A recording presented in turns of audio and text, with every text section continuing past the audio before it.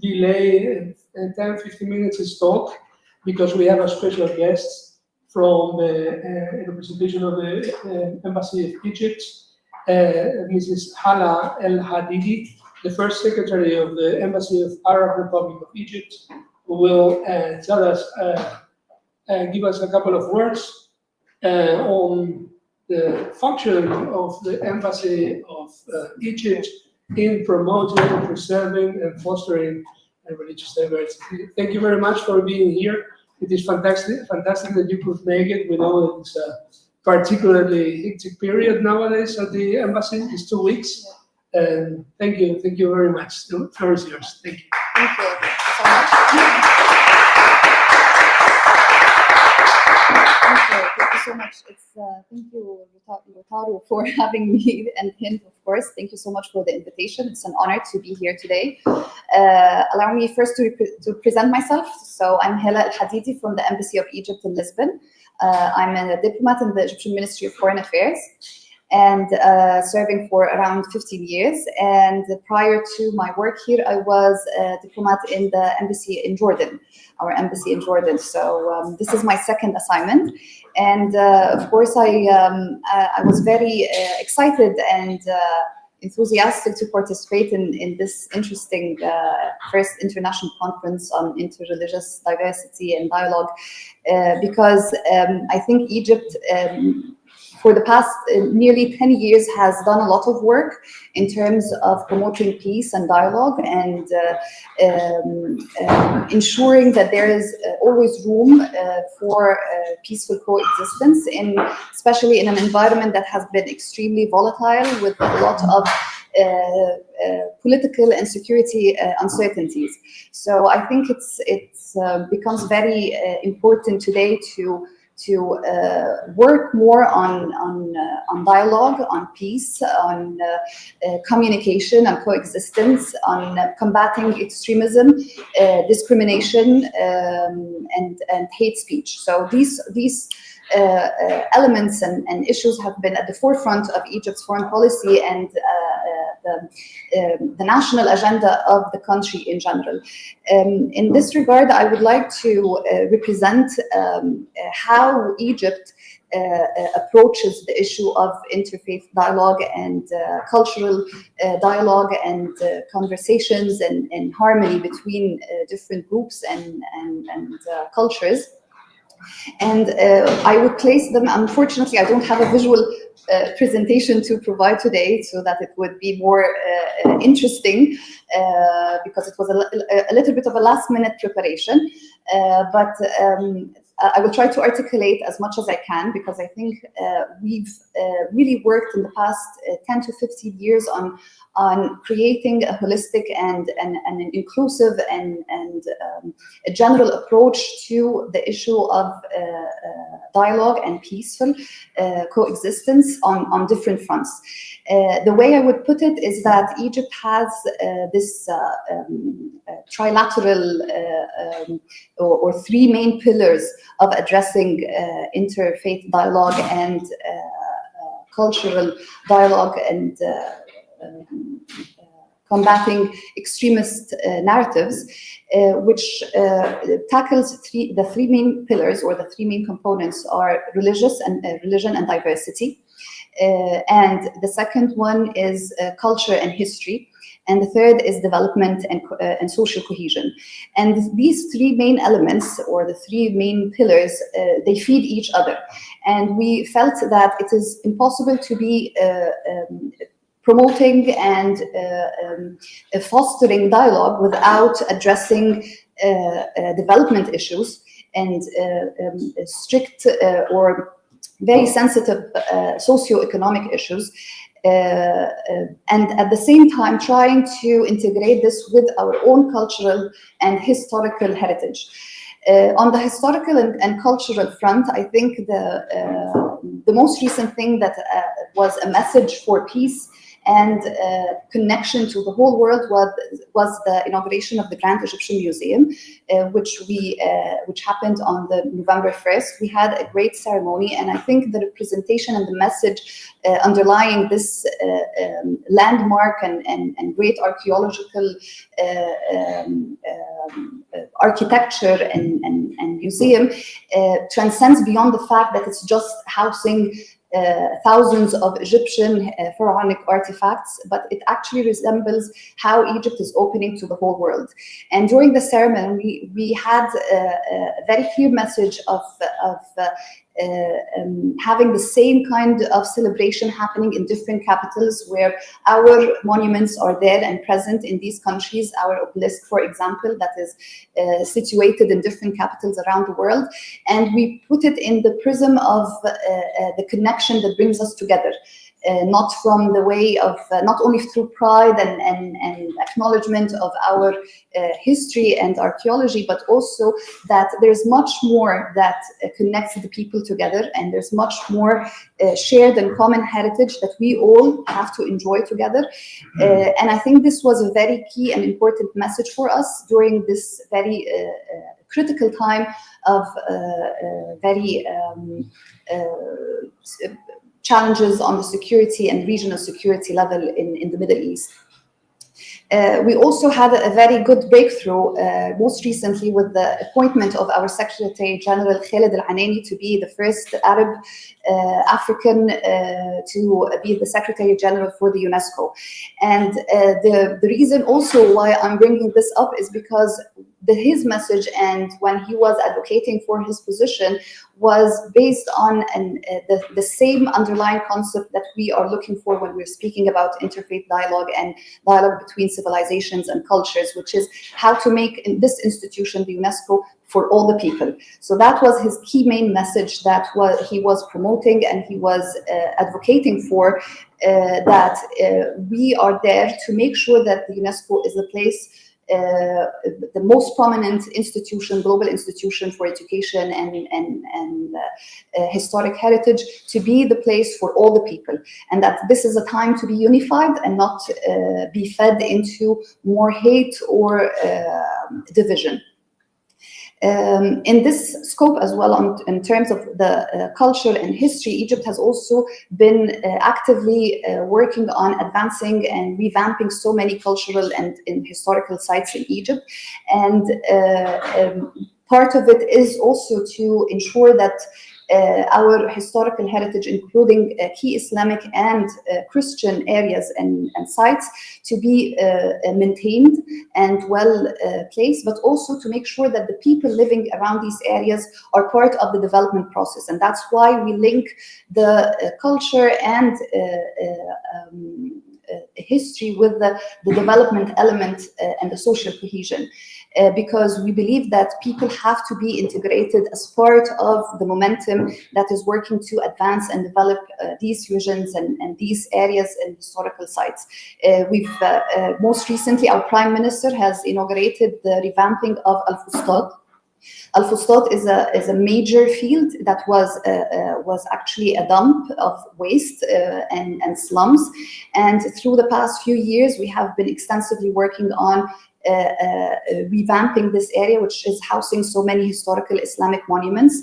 It's around 500 acres of space, which has been completely renovated. And this also helps provide services for not only the tourists and foreigners, but also to the people living over there. And in the same time, we also working on advancing Christian and churches in Egypt. We've just, the Ministry of Tourism have inaugurated the Holy Trail Family site, which will be a great project to clearly developed the area where all the cities and the major areas where it has been mentioned that the Holy Family has traveled through during their presence in Egypt. So we're trying as much as we can to make sure that all religious sites are maintained, are developed, are revamped, and connect them with the people, and to realize that this kind of connection that they have with their culture and history is should be there to promote their not only their sense of pride, but also their connection with their different cultures and different religious groups that exist. This is the part that I would mention mostly. There are lots of projects, of course, in this area, but I don't want to overwhelm you in this regard. In terms of religious activities and diversity, also in the past few years, we've been working on Al-Azhar, which is one of the most important Islamic institutions in the region, was advancing to work on combating violent extremism narratives. And they have established what we call Al-Azhar Observer. The Al-Azhar Observer aims to provide all the content about Islamic rituals and Islamic narratives and to modernize this kind of thinking to the people, and it's provided in 13 different languages.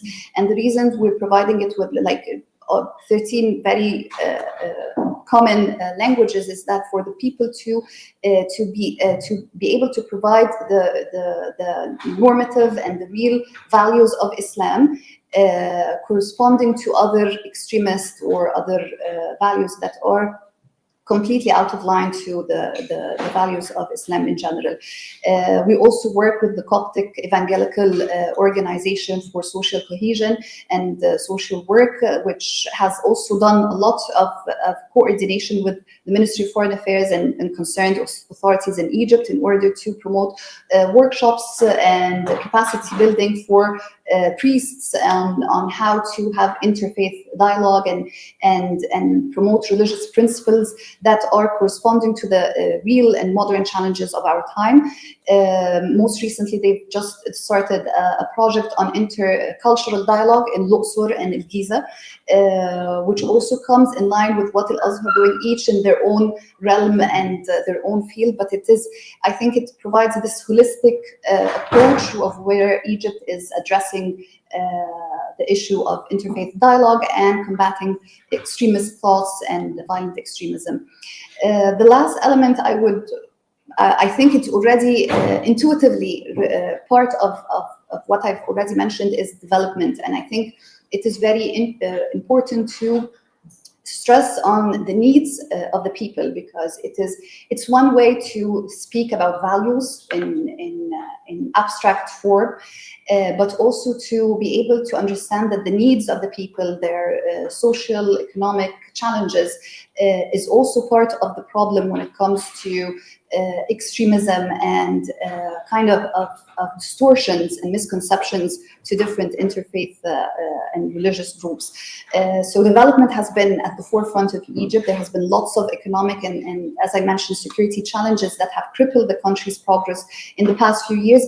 However, we've been committed into trying to always bridge development concerns and development agenda of the country with all the projects that we're promoting, whether that's in culture, climate change, religious discourse, all the projects that we have with international partners or regional partners has to address the development needs so that we will be able to have this, again, as I mentioned, a very holistic and inclusive process towards issues of social cohesion and coexistence. These mainly are the elements. I'm very interested to hear from you, as this is my first time here, so I'm looking forward to hear more of the experts. I've just presented a general overview of what Egypt has done or trying to do, and I look forward to have more engagement with everyone. If they have any opinions or their own experiences where we can embed also in our approaches, that would be very valuable. Thank you so much.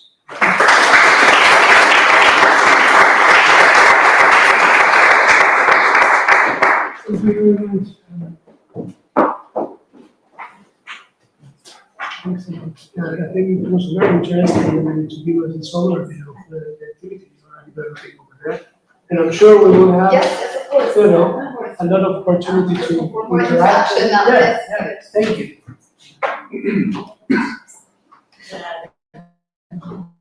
Yeah. And now we follow the normal Thank you very much, Ali, for creating the space. Thank you.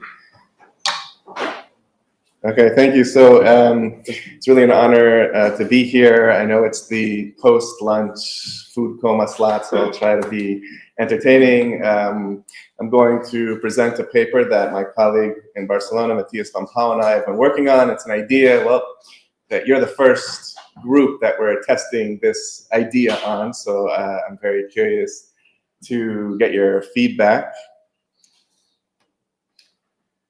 So this paper was inspired by our following of the news in the aftermath of October 7th and the Israeli campaign in Gaza. It's a conflict that has reverberated around the globe, and there's been mass demonstrations in support of Palestine and the people of Gaza in many different places, and different governments have responded differently, right? Where I live in Barcelona, the Catalan government and also the Spanish government in general has been very supportive of grassroots movements.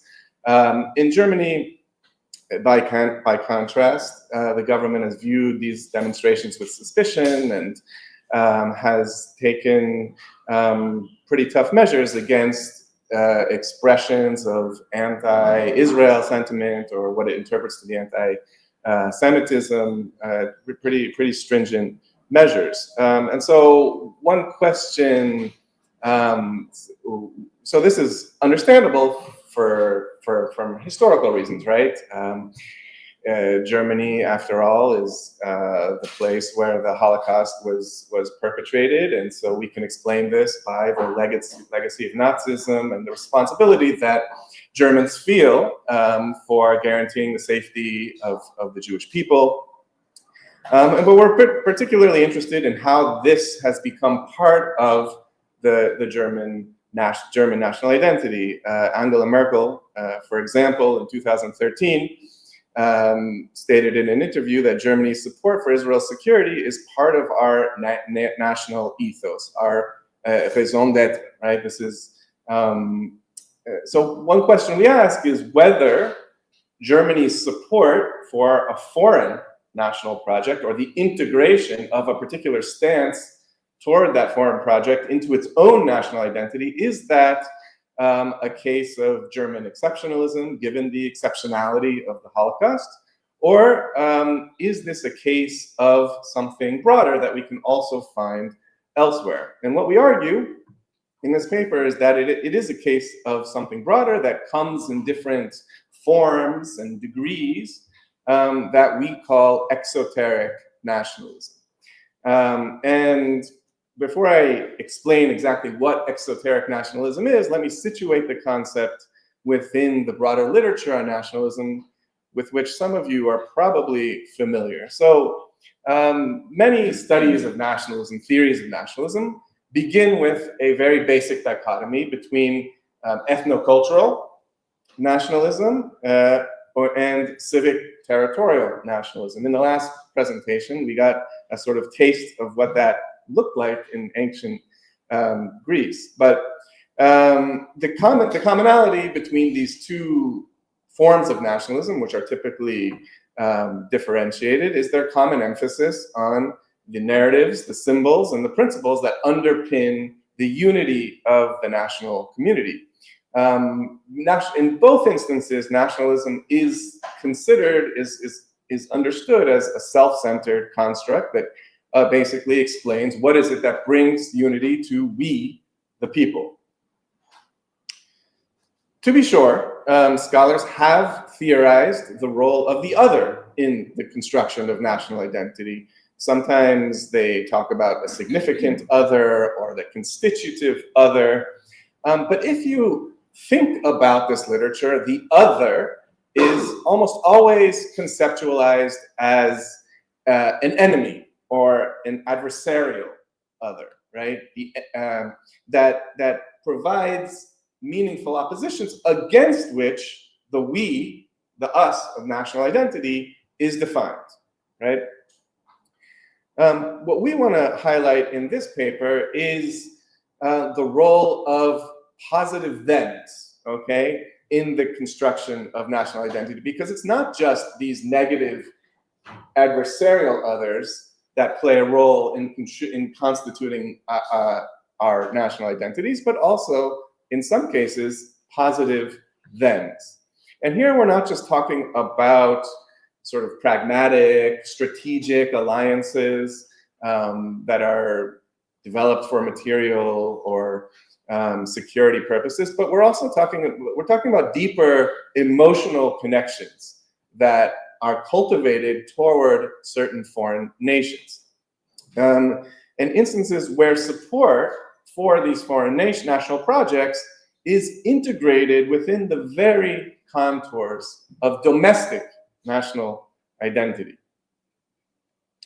So here, this brings us to the concept of exoteric nationalism, which is a form of nationalism that is decentered and focused on an external national project. Support, in this instance, for this foreign project becomes a symbolic expression of one's own national identity. And it's not just that people are encouraged to support this project, but in some instances, if you don't show the requisite support for this foreign national project, you can suffer some negative consequences, whether it is social stigma or perhaps more formal punitive measures from the state. Okay, but people who are critical of this project might be framed as traitors or otherwise dangerous or threatening to the nation.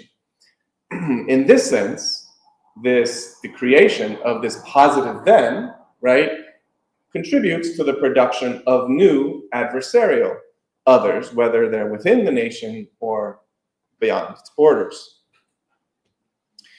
And in developing this concept, we draw a bit from psychological theories of the self, which are typically applied to individuals. So psychologists sometimes differentiate between understandings of the self that are really self-contained and focus just on the individual, and conceptions of the self that incorporate relationships with others within that conception. So we kind of redirect these psychological observations about the individual to the broader collective of the nation and national identity.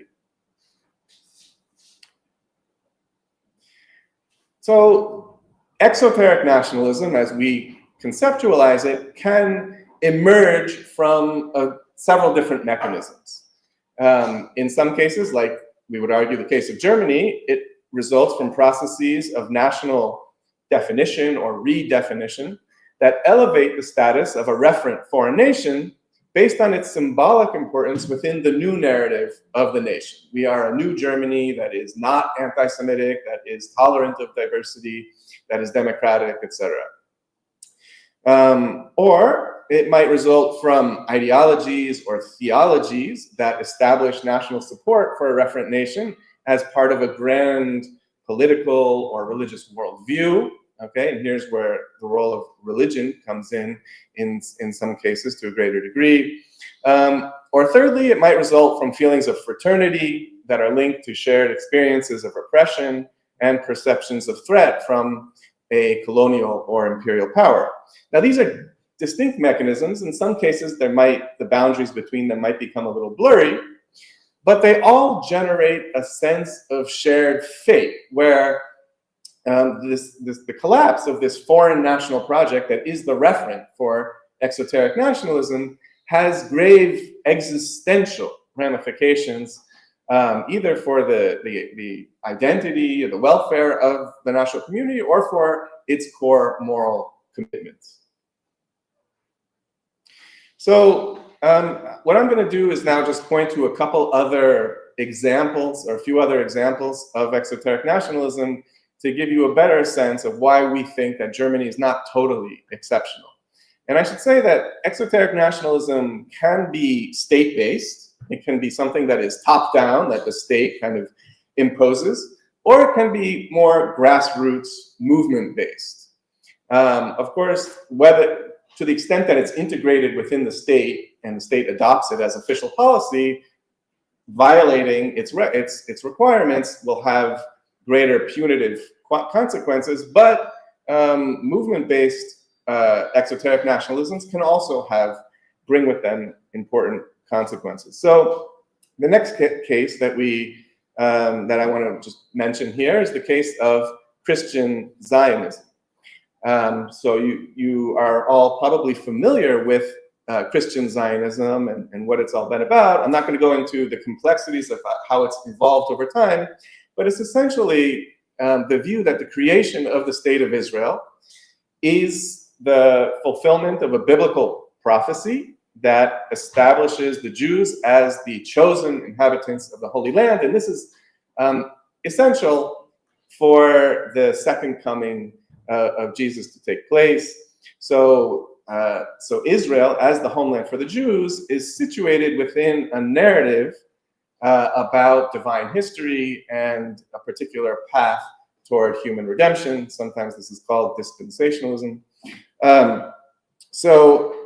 The idea is that allying with Israel, or one of the core tenets of this movement is that America, for instance, should ally with Israel in fighting against Islamic extremism, and that this is essential for aligning America with God.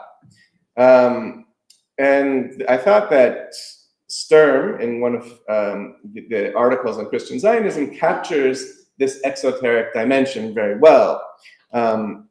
He writes that Christian Zionists revere, even consecrate, a group of people, Jews, with whom they do not and cannot belong, and a territorial state, Israel, from which they usually cannot gain citizenship. So even though Christian Zionists, they couldn't move to Israel, perhaps if they wanted to, they couldn't gain Israeli citizenship, they don't see themselves as part of the Israeli national community, they still support it and incorporate it into their own domestic nationalism, okay?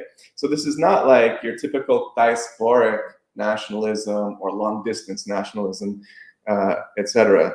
And for these people, critics of Israel are un-American, they're traitors, and most probably under the influence of Satan.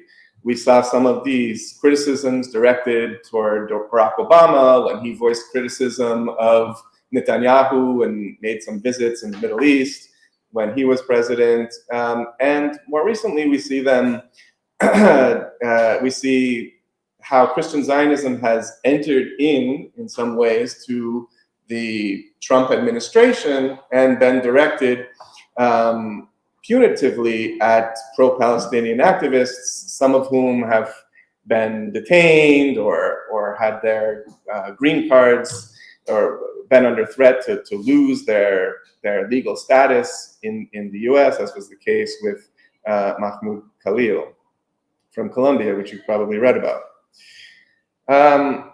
So I guess one question we have is, that I'd be interested to get your feedback on, is whether it makes sense to talk about pro-Palestinian or support for Palestine and the Palestinian cause as a form of exoteric nationalism in a similar way.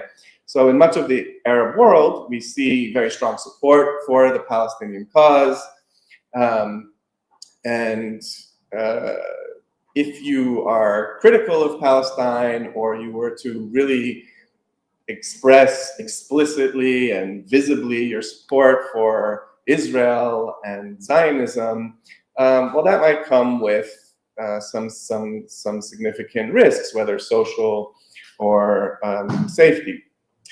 So, one of the arguments that this is a form of exoteric nationalism, it relates to the fact that it fits some of the mechanisms we described.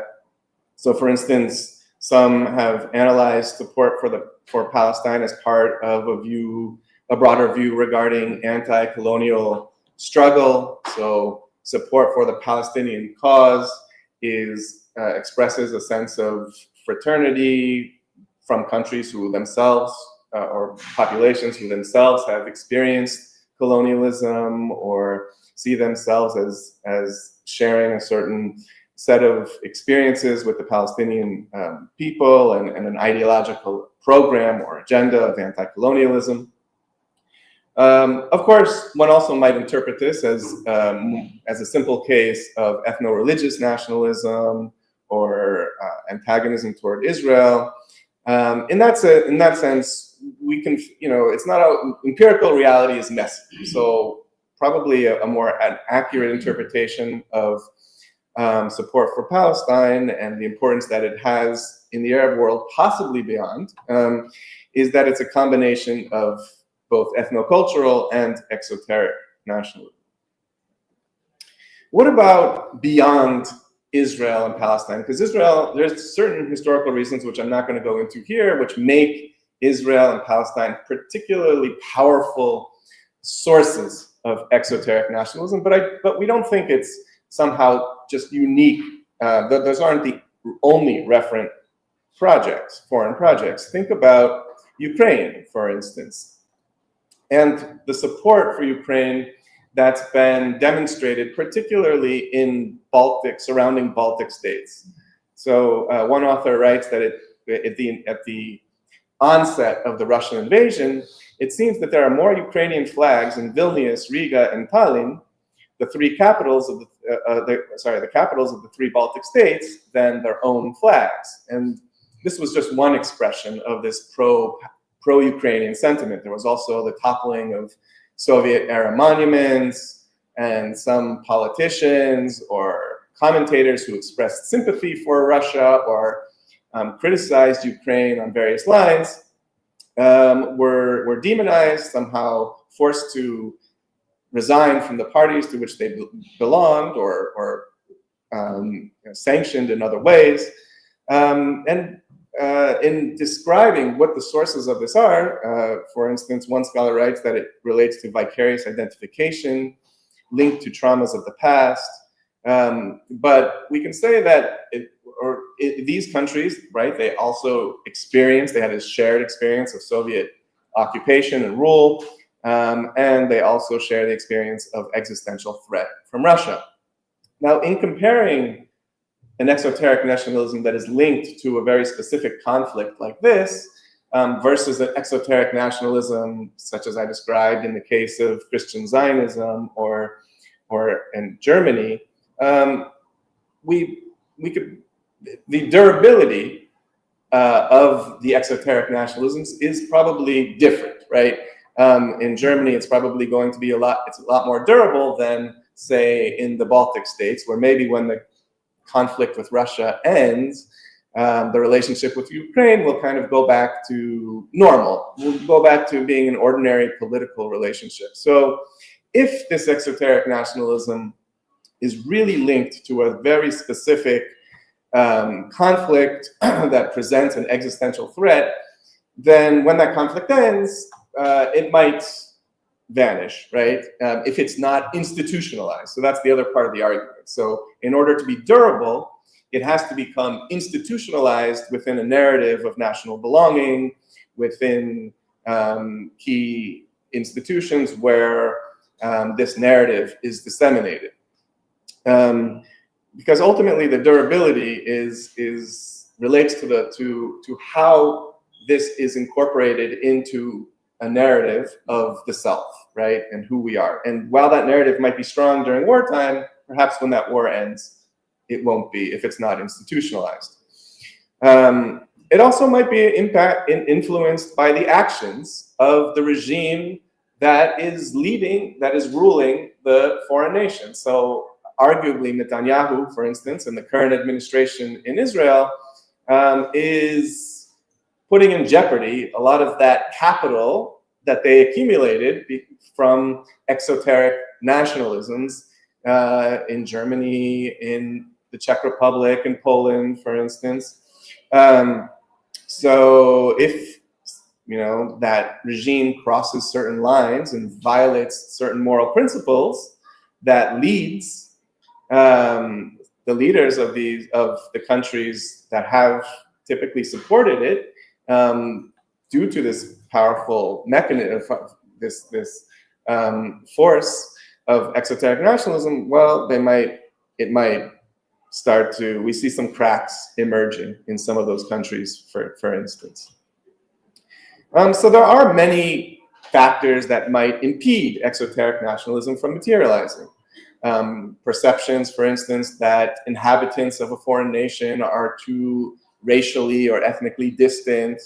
Geopolitical concerns might outweigh the mechanisms that we discussed that give rise to exoteric nationalism, or practical challenges. In Poland, for instance, there was extreme support for Ukrainian refugees at the beginning of the war, and they welcomed them with open arms, and there was effusive support for Ukraine and campaigns to raise funding and support for giving them as much weaponry and financial support as they needed. But as the war has worn on, people started grumbling about the typical concerns related to immigration and integration. We see that support for Ukrainian refugees and consequently support for Ukraine is now becoming a little bit less a matter of consensus than it was previously.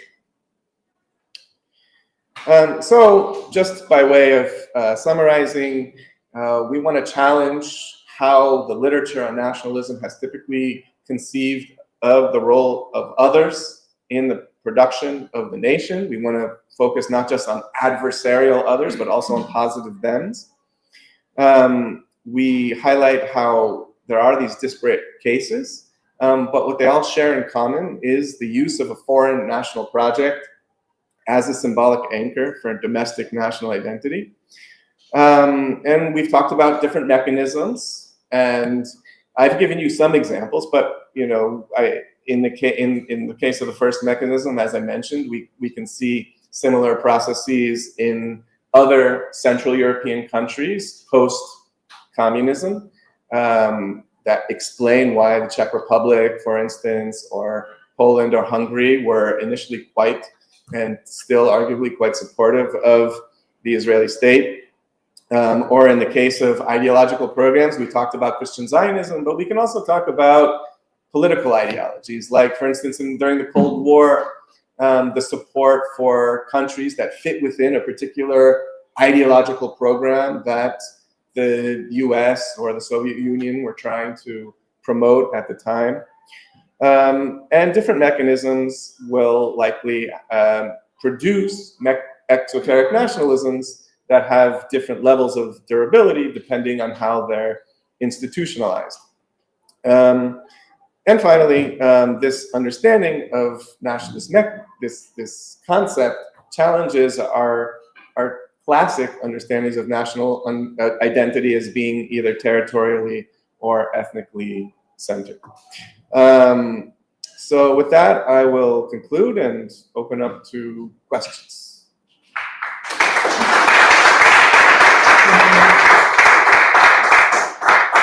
Thank you very much.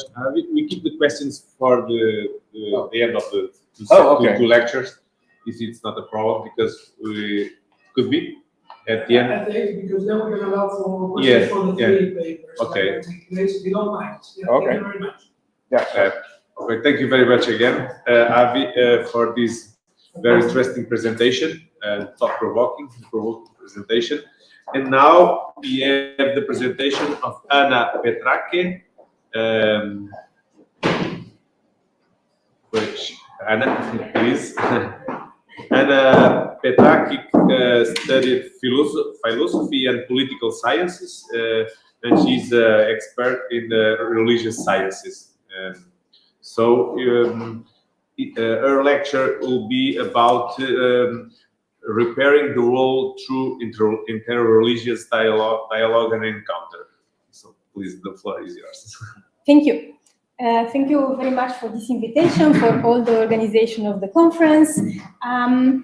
My paper will be a little bit different it's like from theology, from religious science, and a little bit of historical elements, because on the 28th of October, the Catholic Church celebrated 60 years from publishing Nostra Aetate, a document that was promoted during the Second Vatican Council, or a declaration of the relationship of the Church with non-Christian religion. And I think that this document is important because it's a turning point in the way the Catholic Church switched from a position of power to a position of dialogue. So I will go briefly to the historical point of this document.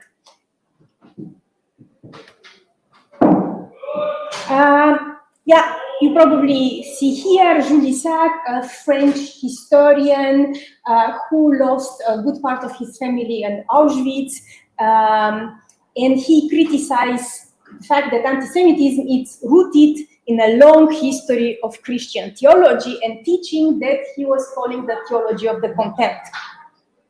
He maintained that this theological anti-Semitism, which blamed the Jews for the crucifixion of Jesus, was a major contribution factor to modern secular anti-Semitism and ultimately to the Holocaust.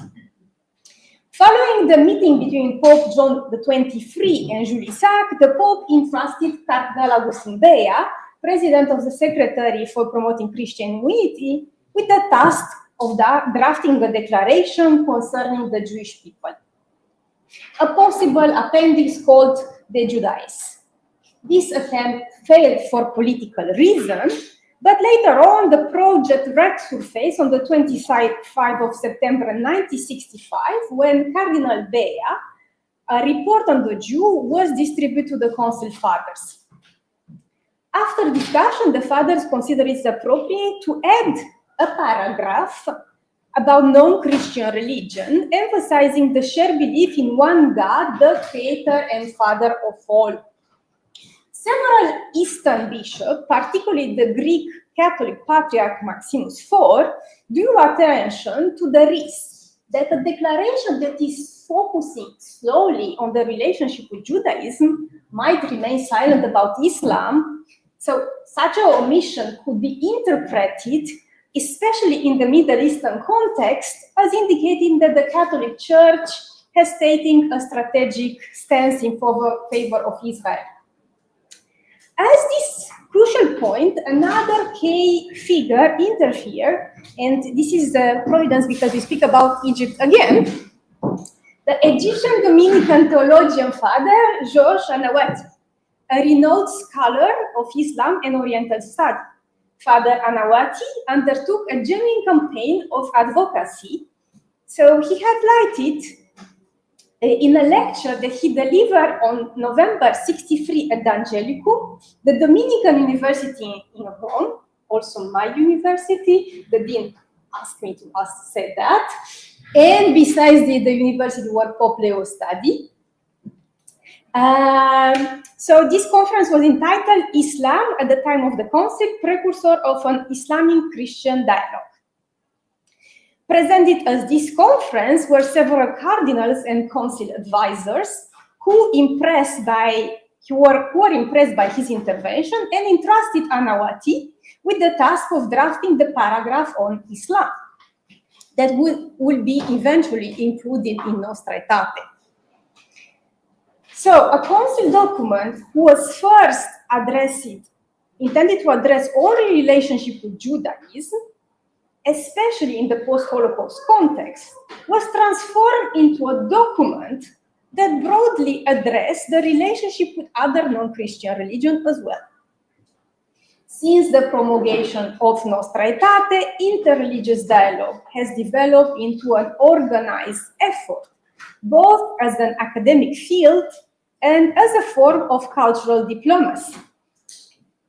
While encounters between religious traditions have existed throughout history, and they were natural, yes, in daily life engagement, the systematic engagement of the Catholic Church with other faiths after Vatican II have been decisive in shaping the contemporary landscape of interreligious dialogue.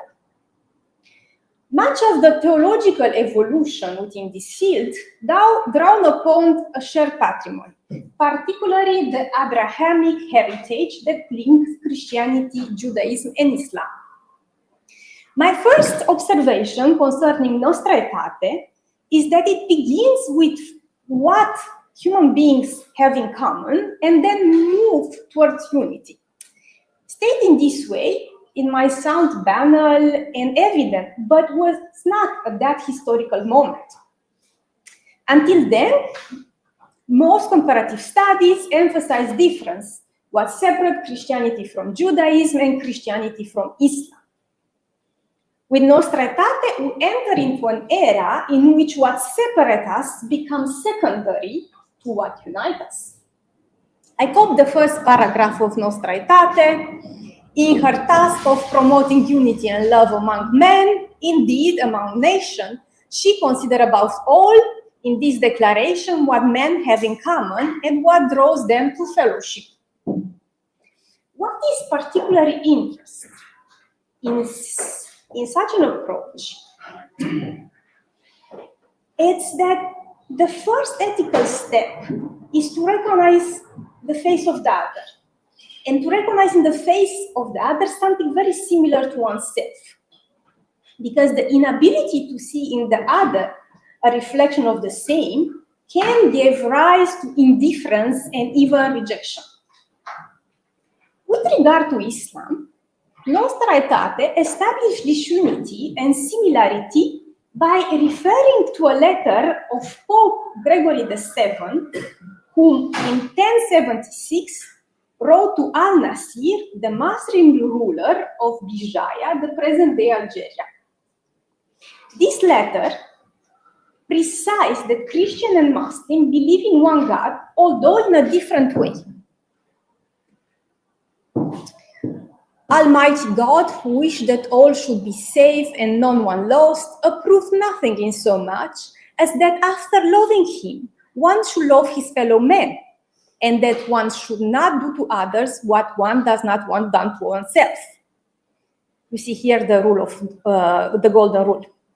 You and we owe this charity to ourselves, especially because we believe in and confess one God, admittedly in different way, and daily praise and venerate him, the creator of the world and the ruler of this world. This shared foundation provides a language for dialogue, of course. So, the Conciliar Fathers refer to this document in order to build unity and similarity with Islam, while with the Jewish origin of Christianity already ensure this unity. I go back to the text of Nostra Aetate.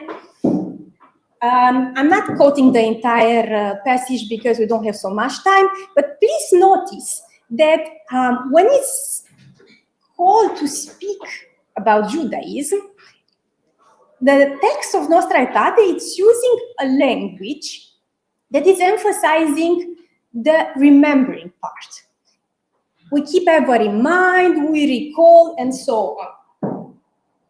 So in regard with Judaism, the Catholic Church chooses to remember certain aspects that has been forgotten over the century, the Jewish roots.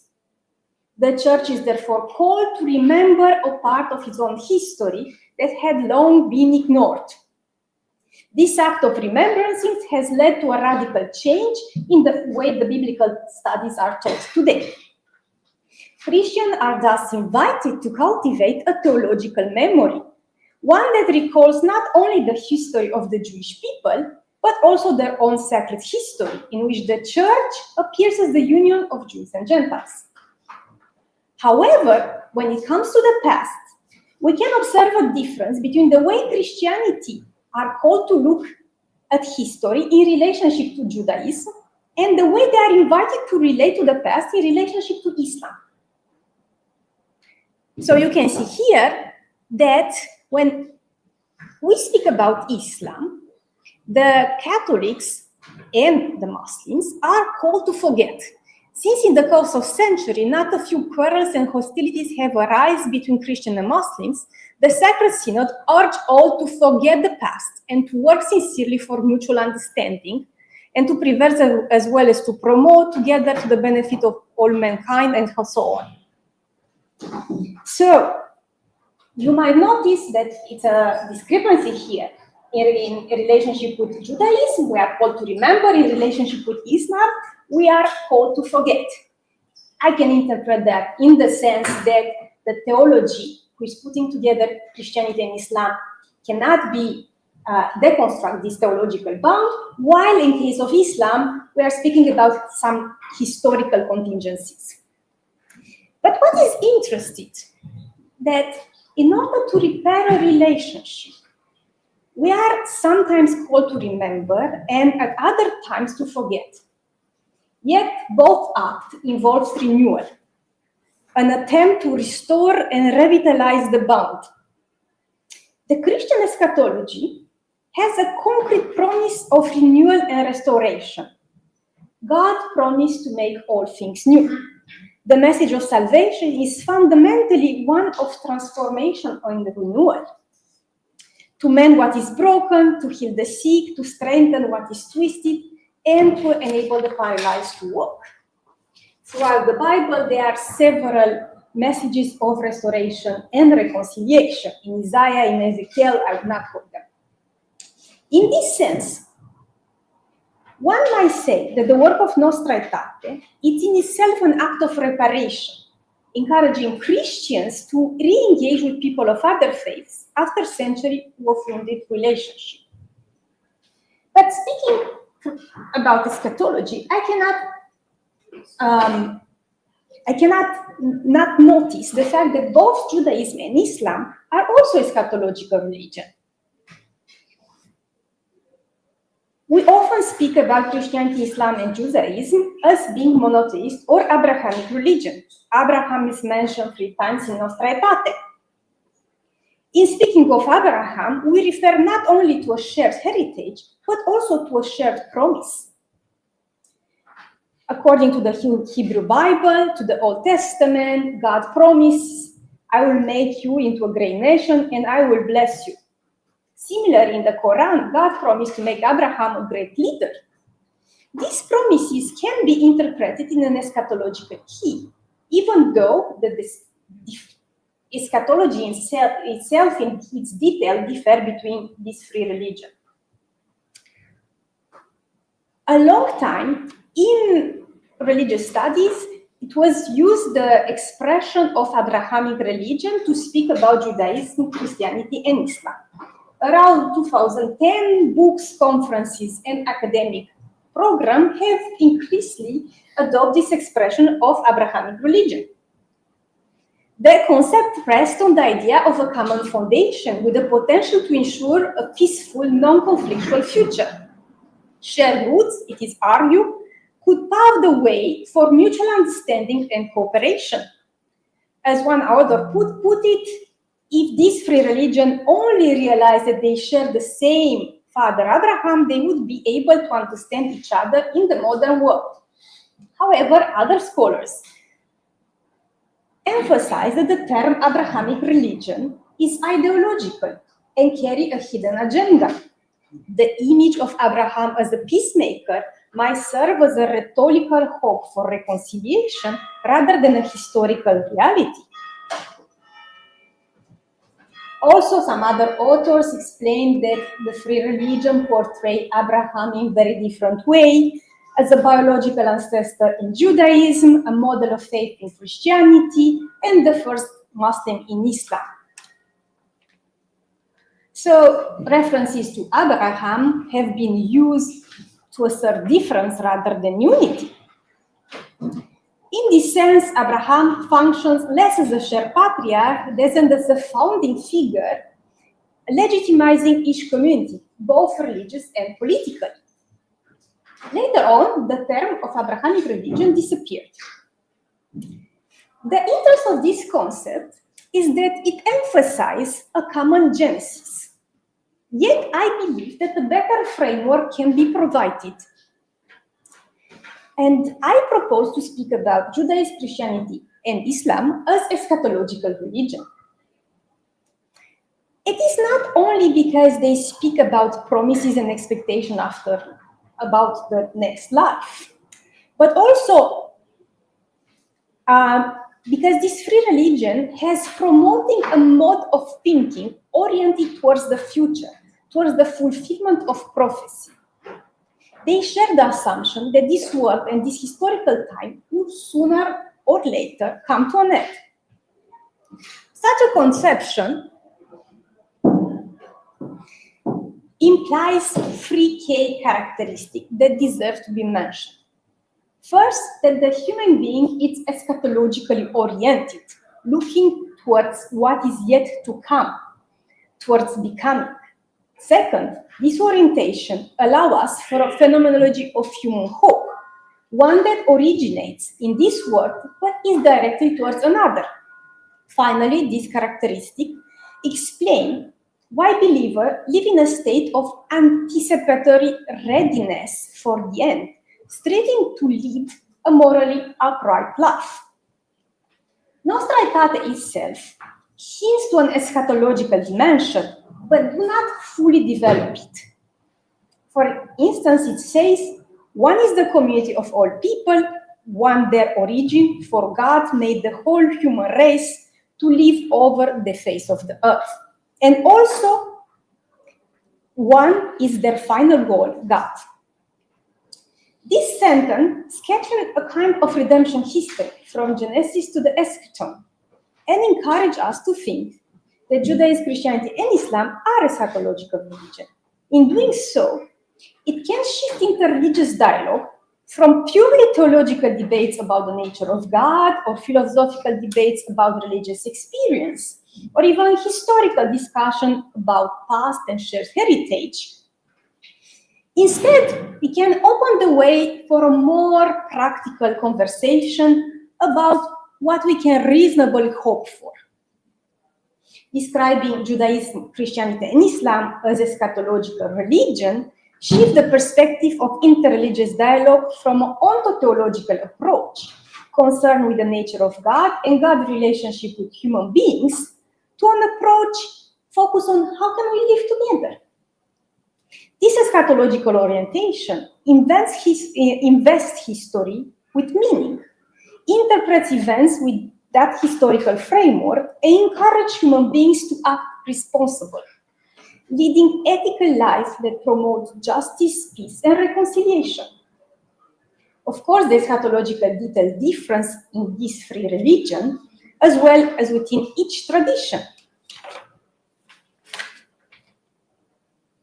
But what these different eschatology have in common, it's a shared mode of thinking, a pattern shaped by their eschatological meta-narrative, which is oriented towards the future and encourage ethical engagement into the world.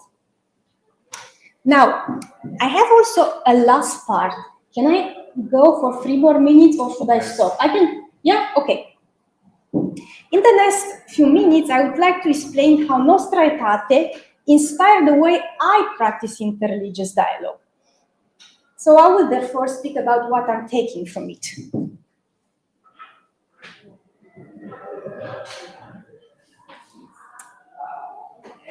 With Nostra Aetate, we enter in an era in which what separates us becomes secondary to what unites us. Such an approach changes our perspective. The other is a kind of another self. The first stage of ethical relationship is to recognize the figure of the other, somebody similar to oneself. The inability to see in the other a reflection of the same can lead to indifference and even rejection. The first ethical temptation is to imagine the other as radically different, to the point that no dialogue is possible. But the second temptation is to reduce diversity to unity, to see in the other only what unites us, and thus to reduce the figure of the other to the same, capturing it in our imagination and denying that it's a unique and singular subject, or a collective subject if we speak about religion. Thus, to recognize someone as another religion as similar, it's an essential driving force in the process of recognition. The first moment of this gesture is the capacity to see in the other another self. This recognition does not erase differences, but differences are subordinated to unity. We need to establish a common humanity and our shared capacity for language to fulfill the precondition of dialogue. It is in the first stage of dialogue, but this is the first stage of dialogue, but we cannot remain at this stage. Because if we remain at this stage, we have the risk of reductionism. It is essential to insist that this stage of difference also carry an important weight. But the difference comes only afterward. The neighbor is the same, but it's in the same time the same and the other. He's similar, but also different. This is a dialectic between alterity and similarity that makes possible dialogue. So as I said, the first step is the one of similarity, which represents a universal world in which duties and rights are the same for all. But the second step is the one of singularity, which makes encounter possible. In a conference held in Rome 2 weeks ago, the Jewish participants asked their Christian partners not to be reduced to a part of Christianity. Over the last 60 years, dialogue with Judaism had advanced, and Christians have moved from anti-Semitism to a Christian philo-Semitism. And this, of course, has the advantages of overcoming the theory of substitution, but has also the disadvantage of doing so at the risk of overlooking Hebrew particularism. In this sense, I think the dialogue is an attempt to put oneself in other person's shoes, to understand their words from their perspective. It is undoubtedly authentic on the condition that is bilateral. I mean, both partners take part in dialogue, and I believe also it has more chance of being authentic when it first takes place between two partners or two communities, of course, and only later extended to others. But we need to be aware about something. The dialogue between Christianity and Judaism also transformed the dialogue with Islam. On the other way around, as we advance towards the dialogue with Hinduism, which perhaps require us to broaden the notion of transcendence and not to use the concept of God, we move away from the dialogue with Judaism and Islam. And often, a bilateral dialogue are preceded by prior studies of the religion in which one enters into dialogue, and this helps decipher the precise meaning of the words used by the other. But I think we also have a third level, that of acting together. The moment when we agree to compose together, this is to suspend differences in the name of a common horizon of values. The process of recognition is accomplished in the name of a community of values. Respect for person and norm might be realized in this level. Difference can be suspended in the name of these shared values, which are not just the common humanity from the beginning, but more precisely a set of values that we have together decided that are important for us. Can be faith in God, respect for God creature, a moral duty towards the poor, and so forth. These common values, of course, need to be negotiated between the partners.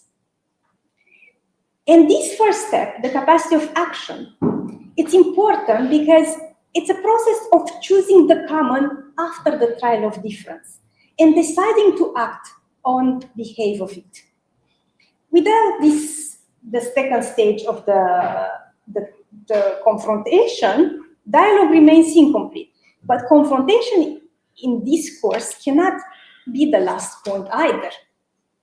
Last but not least, by emphasizing common eschatological temporality of Judaism, Christianity, and Islam, interreligious dialogue would foster not only deep theological collaboration, but also a shared ethical response to creation and a collective response to pressing social challenges such as injustice and conflict.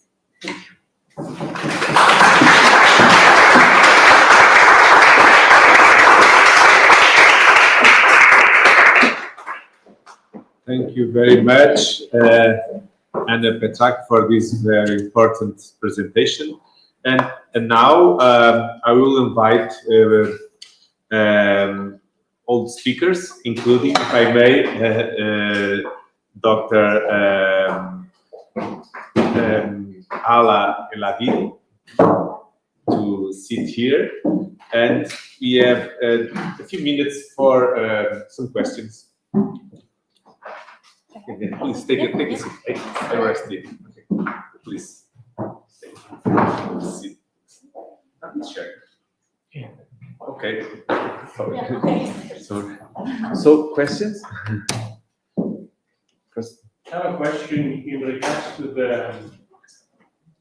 the eternal, let's use this word, maybe it's not correct, but it gives you the image, conflict between Palestine, Israel, the support of Israel, the support of Palestinian. And I tend to see a lot of the discussion about what happens in studying both sides, right? Now, are there studies about if there is like a third person, a third push behind it that is in the interest of having and perpetuating this conflict forever? That is not them. Are you aware if there is any of this or? I mean, I think it's a question that's not really within the purview, I would say, of what we're trying to do in this paper.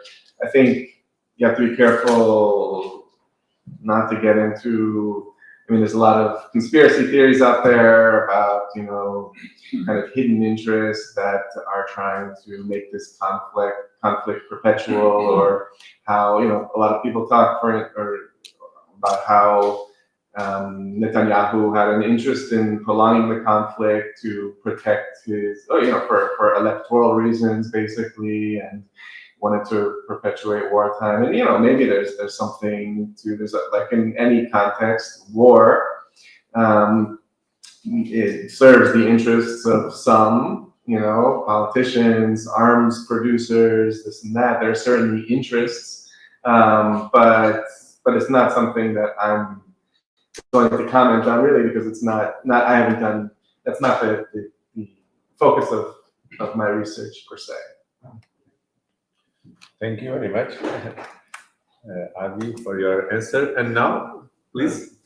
I have two questions in mind that really could apply to any or all of you, so really just pick whichever you're least afraid of. One, there's been some conversation lately about, inspired by the anniversary of Nostra Aetate, of trying to find or create a Nostra Aetate level event or phenomenon for Jewish-Muslim relations, acknowledging obviously there's not quite the same hierarchical authority as you would find in the Catholic Church in either case. And so my first question would be to anyone feeling comfortable, what you would see to do to achieve this kind of Jewish-Muslim Nostra Aetate. And then the other, and probably worse, Avi, you mentioned Christian Zionism, and Zionism is in many ways the third rail of interreligious dialogue, not just in our moment, but for a long time. It's very hard to have a dialogue about this topic that would, where sides would see themselves as represented by the other in the discussion. So I wonder, very simply, could we have an interreligious dialogue about Zionism, or is that something we posed for a decade before we took it? So either question, whatever you're comfortable. Our first two ladies. So please, Hannah first. And okay. Okay. Sorry for the flowers. Fortunately, they are fake. Look, I cannot really answer in behalf of Jews or Muslims because I don't have any authority to represent them. But I can assume one criticism that one Jewish friend that I also spoke about him with you, Menachem Logobaum, he participated in a Jewish Muslim conference in Vienna in November, and he told me, we have, he's Jewish, of course, we have a lot of things to speak in between Jewish and Muslim before we go to speak with Christians. First and foremost, because when we encounter in free, the Catholic priests especially tend to host the event. So this is giving a very different direction. I'm pretty sure that the bilateral dialogue is essential. Each denomination needs to engage into this bilateral dialogue, but I have no authority to speak about neither of these two. Can you come close? Okay, it's enough. I think everyone can hear you. Yes. So, well, I'm sure I cannot. I don't think anyone here would be able to speak on behalf of an entire religion, anyways. And I'm sure that here I don't have the capacity of religious either scholars or experts who can provide more of a scientific and scholarly based answer to your question. But I would conceptually say that as a government, that promoting the dialogue between religions, whether Muslims and Jews or Muslims and Christians or the three religions, is a fundamental principle in its heart. So I don't see any on a conceptual level there's anything that is diminishing from the idea itself. I think what underlines the details, and I think it requires more from experts themselves to sit down and speak. We connect them together, and whether it's on an academic level or religious institutions level or a country-based level, where they can formulate what they believe that is a structured academic historical discourse that is founded on like actual what I would say like scientific knowledge rather than opinionated or emotional discourse or communication. So this is how I would frame it, generally speaking. I don't know if that would answer your question or not. Thank you very much. Yeah, just very briefly, I think in many contexts, your position on Zionism or the state of Israel is sort of treated as a litmus test for whether you are anti-Semitic or not, and that when that happens, then that really is going to impede any chance of dialogue. So first you have to kind of sever that. You know, it's possible to be critical of Israel and not anti-Semitic, and those two things are perfectly compatible. So that's sort of, you know, one condition. And also there's lots of variants of Zionism. I mean, if it's a Zionism, that the kind of settler type Zionism, which is, you know, from the river to the sea at all, you know, then that's probably not going to be so conducive. But there's plenty of forms of Zionism which are compatible with, I don't know, a Palestinian state, or which are which are much more conducive, I would say, to interfaith dialogue or dialogue across social groups, ethnic groups, religious groups. So it's also important to differentiate what exactly are we talking about when we're talking about Zionism and its different variants. There's some more. Okay. Professor Lautaro, please. Professor Federico. So, Anna, thank you for this wonderful talk. I was thinking while you were talking, whether, and speaking from the point of view of, well, the Roman Catholic, whether we Catholics don't try to make things easier for us by saying that we forgot about Judaism and then we now remember that there's Judaism, rather than saying, which is perhaps nearer to the truth, that we actively antagonized Judaism for 2,000 years or more, and we want to forget that as well. And we say that we now remember that our own religion has Jewish roots. So don't Christians tend, and I speak as a Christian, don't Christians tend to make it easier for the Christian point of view by suggesting that we now remember, thanks to Pope John Paul XXIII. So what's your view on that? I'm not a historian of Christianity, neither a theologian. I'm coming mostly from philosophy, but I do agree with you. I mean, it's a dialectic game. We remember what is interesting for us to remember, and it's in our advantage to remember, and we forget what it's in our advantage to forget. But thank you for this asterisk to my presentation. I like it. Yeah, thank you. Thank you very much. I have one comment, a couple of questions. One question for you both, maybe. So we'll begin with my comments towards celebrating the Egyptian embassy. It was super interesting to hear all the activity you're developing, fostering this dialogue on these three pillars: the cultural, the religious diversity, and the developmental. And the only thing I can say is that we are working in this program and with our students more or less in the same direction. Would like to offer a humble offer to collaborate in the way we can and look for ways of collaborating in the coming years. We are now preparing a new application for the continuation of the program. It could be fantastic if we could brainstorm in the near future, in the coming weeks or months, to see whether there are areas in which we could collaborate. And to begin with, I mean, I don't know if you are going to stay. It was planned for today, the presentation of the ReD Global platform, an online hub to connect to all the people that participated, for example, today here. And it would be fantastic if we, where another, could also link our work with your work. I don't know whether the change of ambassador will change the strategy of the embassy. I don't think so, but I leave it there for the comments.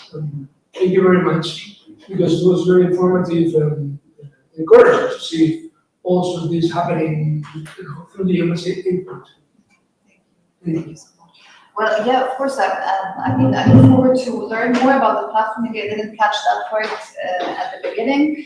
And of course, our ambassador is currently the Assistant Foreign Minister for Cultural and Religious and Educational and Scientific Affairs in the Ministry of Foreign Affairs. So he oversees with the concerned national authorities in Egypt that are covering religious, cultural, academic, and scientific matters in this regard. So I will definitely give him the feedback about the platform, about the discourse that we're having here, and we can link to the institutions in Egypt and see how we can further expand and build on more of a practical and solid cooperation that will serve the purposes and aims which I think that they align, generally speaking.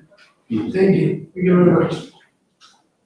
Yeah, and now my question or comment relating to both of the papers, because I think the eschatological aspect played a role in both of them, and one maybe as a possibility of dialogue, and the other in constructing this exoteric nationalism. I found it very interesting to hear your opinions, but then I was thinking, for example, in Christian Zionism, Israel is seen as the place in which the apocalyptic expectations are going to take place. But they do not include Jews, because of course they are Christ mothers, right? So there's some kind of tension there, and I wonder how do you see it? Because, I mean, Christian Zionists claim the land and the temple in which supposedly, allegedly, Jesus Christ is going to come back to reign for the 1,000 years. This is on the one hand, and it also goes for you. I mean, the role Islam and Christianity in the apocalyptic era are completely different, and they really belong to the battles. This anthropological dualism that apocalypticism is based on. So I wonder how this tension can be solved and how it contributes to this exoteric response. Thank you. Just very briefly, my understanding from what I read about the secondary literature is that initially it was this very instrumental role. Like you Jews have to fulfill your role in history, and then you'll all convert to Christianity, or but over time, the relationship with Israel and the Israeli state has changed among most Christian Zionists, so that it's not seen as a purely instrumental thing, that they support Israel for Israel's sake, and Jews because they share the values of Christians, and and together they can fight against Islam and this kind of stuff. And it's less of a very instrumentalist view of Jews as having this particular role before they're gone, right? So. Thank you very much. And the 20th century theological framework emphasized a lot on eschatology.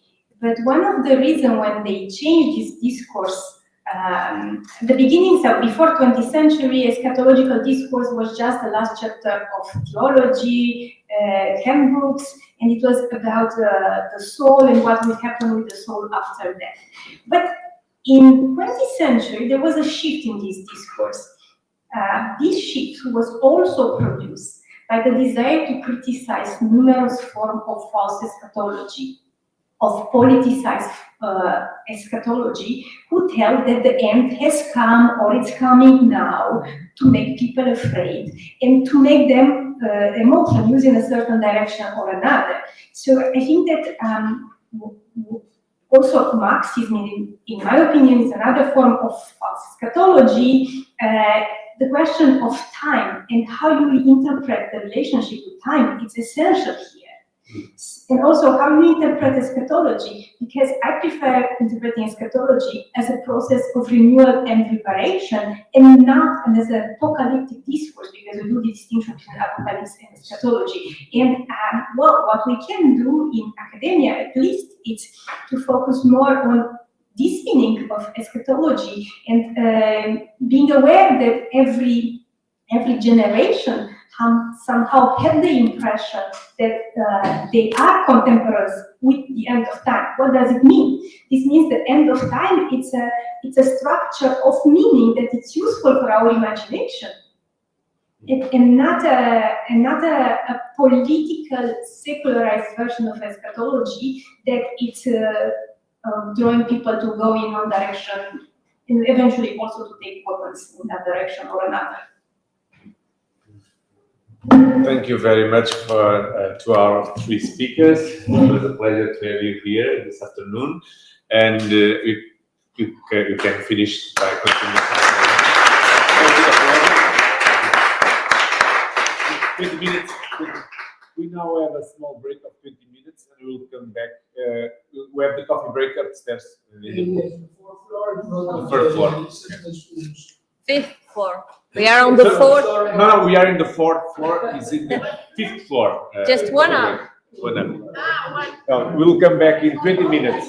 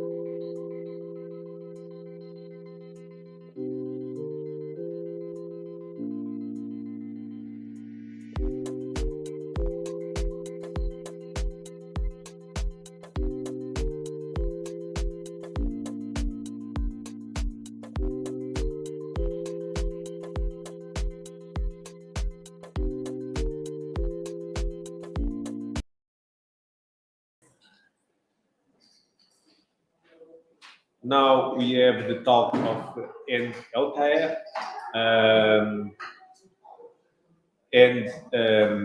I know him, and as a master in religious diversity.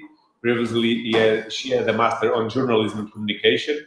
I had the privilege and opportunity to supervising his master with Kimberley from Groningen, supervise his wonderful master project and report.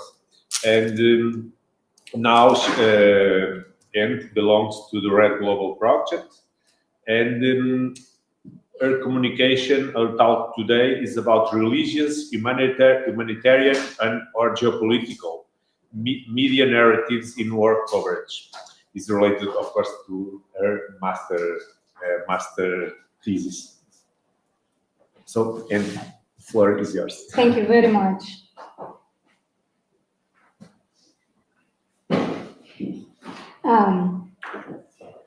It's nice to talk after eating a lot of salami. That is nice. So religion has become increasingly a hot topic in the media and public discourse, and often associated with issues like discrimination, stereotypes, hate speech, and the major conflicts. Some scholars and politicians argue that religion is a primary source of conflicts and divisions. In fact, religion can be a powerful motivation for violence. Nevertheless, such a view is oversimplifying a highly complex issue that often uses religion to cover other factors. Throughout history, religion has played a significant role in creating internal and external divisions. However, upon closer examination, the real problem lies in the instrumental use of religion to fuel and amplify such issues, or even mobilize people to adopt certain stances. The way religion and culture are interconnected makes religion a category that goes beyond the individual or private experience. Through shared values, communities build a complex structure that motivates them to act collectively and strive towards something for the greater good.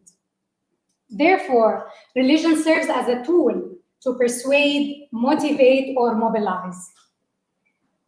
Media, as a primary source of information and the key societal authority, plays a pivotal role in shaping public perception, understanding, and engagement with different issues. In our globalized world, the media have surpassed the role as mediators of information, and they converge different forms of communication that offer speedy access and detailed information. So such characteristics are perceived as an eye on events, with a perception that media presents nothing but the truth. However, even if media strives for it, objectivity is an ideal that is hardly achieved. So, as it could be expected, religion remains ubiquitous in news coverage of conflicts, as we have seen in the previous presentations already. Many phrases provide direct reference to religious issues or specific religious groups. One famous example I can mention to you, the so-called war on terror, which justified many wars. To understand the possible dynamics between media, religion, and culture, I analyzed in my research religion in media, how it is manifested or implied in the content message, and why media messages are framed in such a way. I also questioned the role of culture intermediating between media and religion, especially during the wartime. Therefore, I posed some questions through my research, like, is religion a factor in media coverage of wars? And if this is the case, how does it manifest itself? Is it possible to apply a method of analysis that exposes how this takes place? And to answer these questions, my study proposes a comparative analysis of two wars, the war between Gaza, Israel, Ukraine, and Russia. And I had some sub-questions in the back of my head, like, does religion play a role in either or both wars?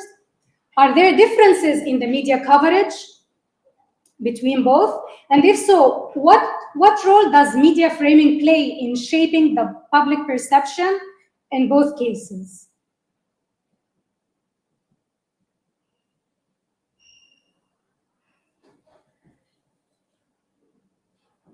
So while working on my research, my constant concern was to pursue objectivity as much as possible while acknowledging my human bias.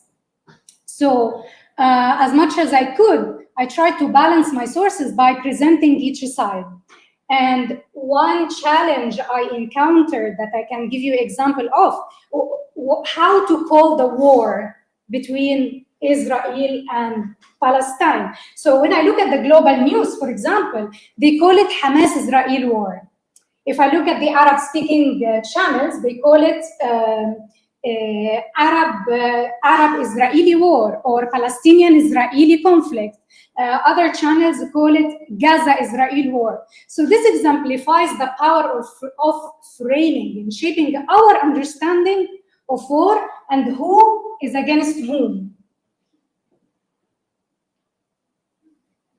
So guided my research is the media framing theory that argues that the way information is presented shapes how audiences interpret it. By selectively choosing the sources and the perspectives, certain voices are elevated while others are pushed to the margins. Erving Goffman notes that the core idea of framing centers on the impact of how an issue is presented by the news in a way that enables individuals to understand it. Various actors shape the media message, like the sponsor of the news agency, the journalist, the photographer, the editor, and the producer. All these actors make journalistic choices and structure a framework for the information to give meaning to the daily events. Robert Entman argues that framing involves selecting aspects of perceived reality and making them more salient than the others. Entman explains that a schema is a network of related ideas and emotions stored in our memories. The effectiveness of a frame depends on how well it aligns with existing schemas and meanings. Therefore, a frame is most influential when it resonates with memories already present in mind.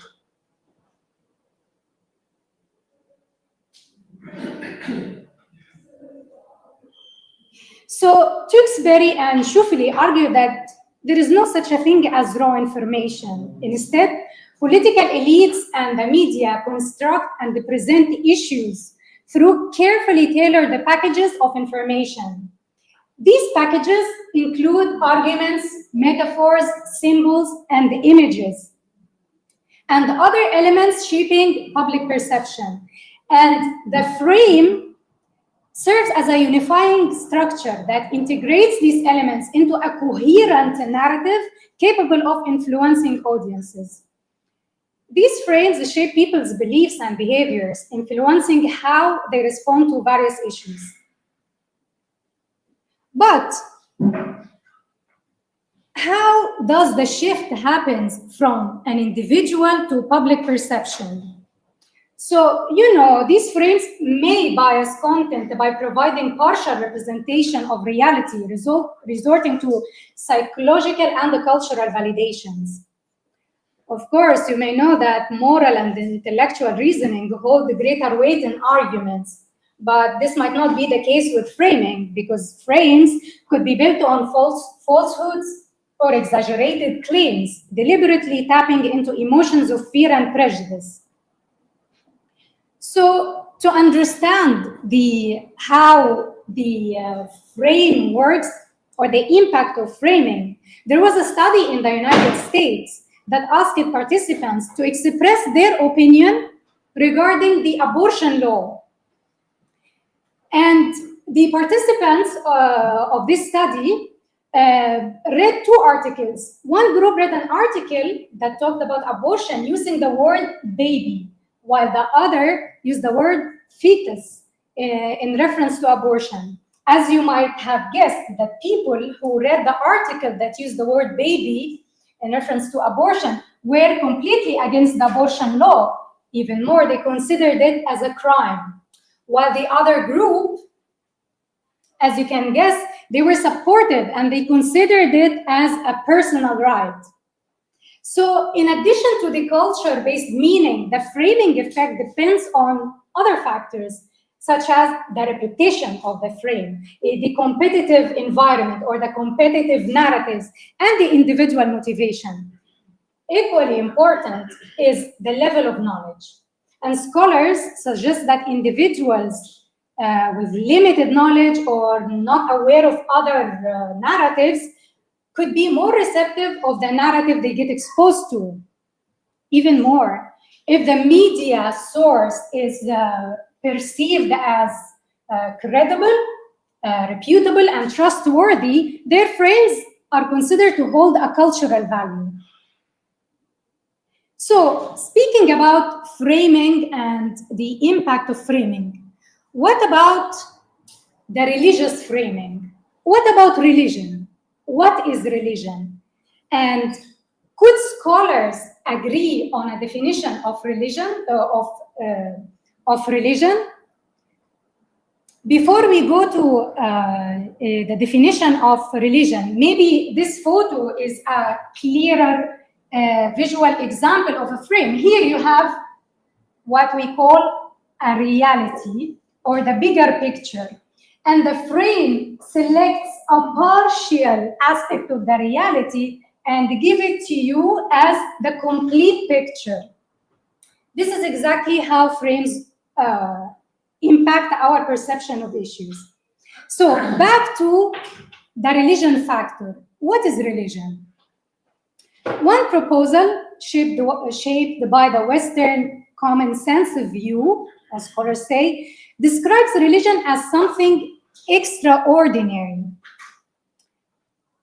beyond the science and the visible world, that gives meaning to our life. In the 19th century, religion came to be seen as a universal sui generis category. Sui generis. I spent the whole day trying to practice the Greek Latin as you advised, but I don't think it works.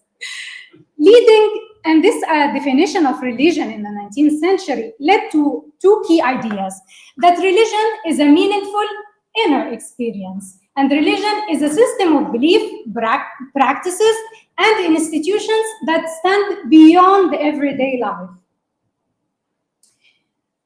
These notions were strongly influenced by Emile Durkheim, and it shaped his claim that religion reflects society's understanding of himself. You may see his daring definition that religion is a society worshipping itself. What does that mean? He means that religion is essentially a community worshipping the power of society expressed through the symbols. Therefore, he suggests that religion should be defined by its function rather than its specific character.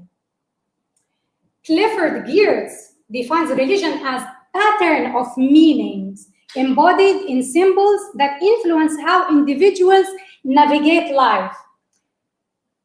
Although his definition is rooted in the meaning-making process within society inspired by Max Weber, it faced serious critique from scholars. I frame Talal Asad as not as a very harsh scholar, but a very nice person. Geertz maintains that religious symbols help individuals endure emotionally stressful situations, the suffering, evil, and the immense pain by providing escape through beliefs and rituals. In his opinion, religious symbols justify ambiguity, puzzles, and the paradoxes of human experiences and injustice. Well, Talal Asad believes that Geer's definition is based on Christian view of religion. Besides, it cannot be detached from the historical development of every faith. And he says that it is nearly impossible to establish a universally accepted definition of religion or confine it to symbols. Well, Asad did not close the conversation, and he did not offer definition for religion, but he shifted the conversation from what religion is and thus to how religion is distinguished from cultures and societies, how religion is regulated, and how does religion inform the secular. On the other hand, Robert White contends that conceptualizing religion is as a factor for social order can be misguiding. There are instances, in his opinion, when religion can lead to social disorder, intense emotion, political upheavals, and even chaos. Therefore, religion sometimes can be a source of social integration rather than cohesion and progress. Both media and religion serve a common purpose, which is establishing a shared goal, meaning, and the collective perception of reality. But when media propagates negative narratives, this may nurture chaos. So, meaning making is shaped through the interplay of media, religion, and culture. Intertextual studies of religion inform us that meaning arises from multiple sources rather than a single authority. In this slide, the absence of any agreed definition of religion makes it all striking that media presume the authority to define religion, community, and cultural identities. So let us now take a look at how wars are framed in the contemporary context. And Michael Foucault asserts that political forces mobilize the public, promoting a culture of fear to direct people to adopt certain narratives, and those narratives facilitate the policy they desire to impose on us. The news gives the audience a window to the world where they see themselves as part of collective us versus the rest. Hence, the frame the news becomes a vehicle by which people create a perception, judgment, and opinion of what is considered good and evil.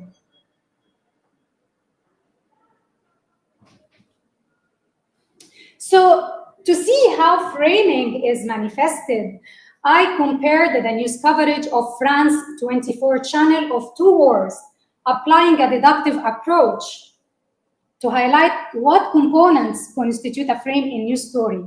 And I was looking at catchphrases, metaphors, examples, depictions, visual images, all of this as a framing device.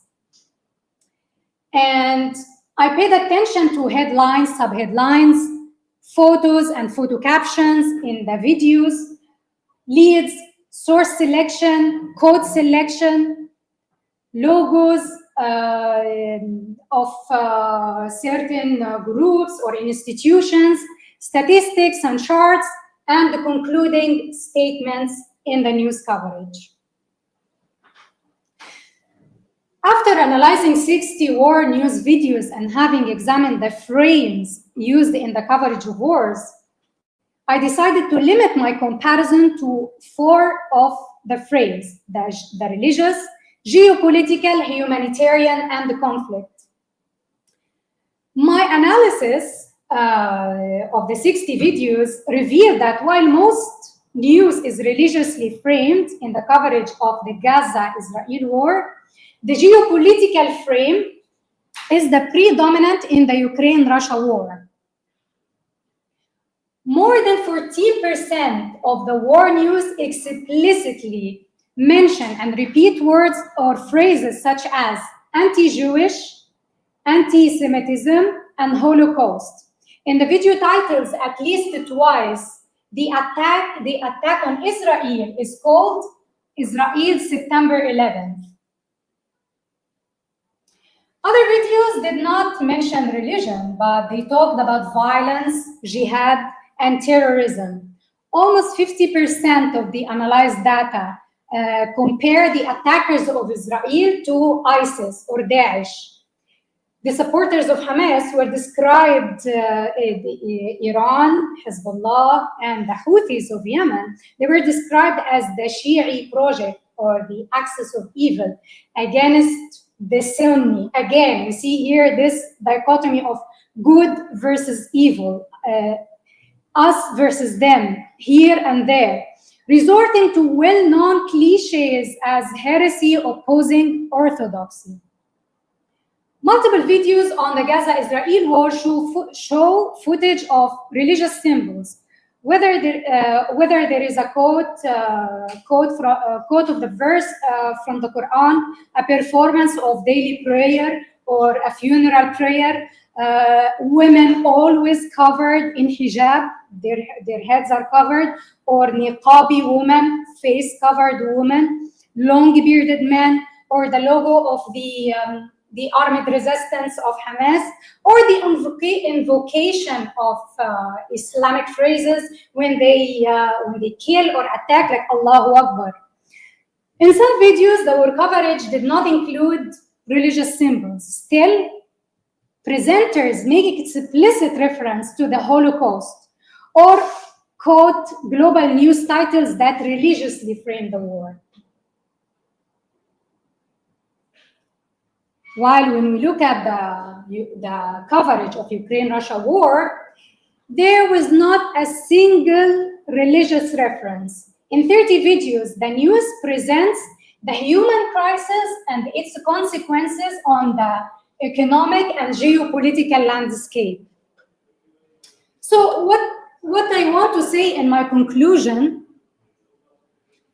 that my research aims to investigate the media coverage of wars and the role that religion plays as a framing device for these conflicts.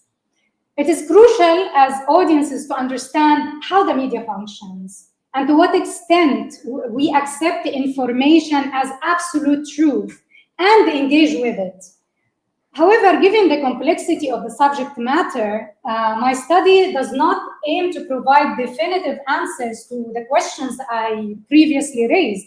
Instead, my study serves as a starting point for exploring the role of religion in media coverage during wartime and the extent to which it influences the public perception. The comparison between the Gaza-Israel and Ukraine-Russia wars through content analysis shows that news was primarily focused on the religious frame as a reason and the motivation for the Gaza-Israel war. In fact, many news reports lacked any mention of any other possible motivations or consequences of the war. Their primary concern was religiously motivated violence. And with that, I conclude my presentation. Thank you for listening.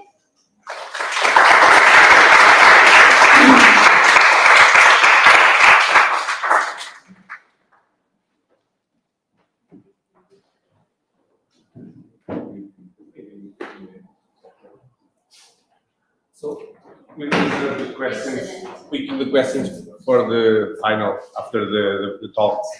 It doesn't matter. And now, thank you very much, Ken, again. It was nice to listen again to this, your subject, your topic. Now we have the talk of Andrew Boyd.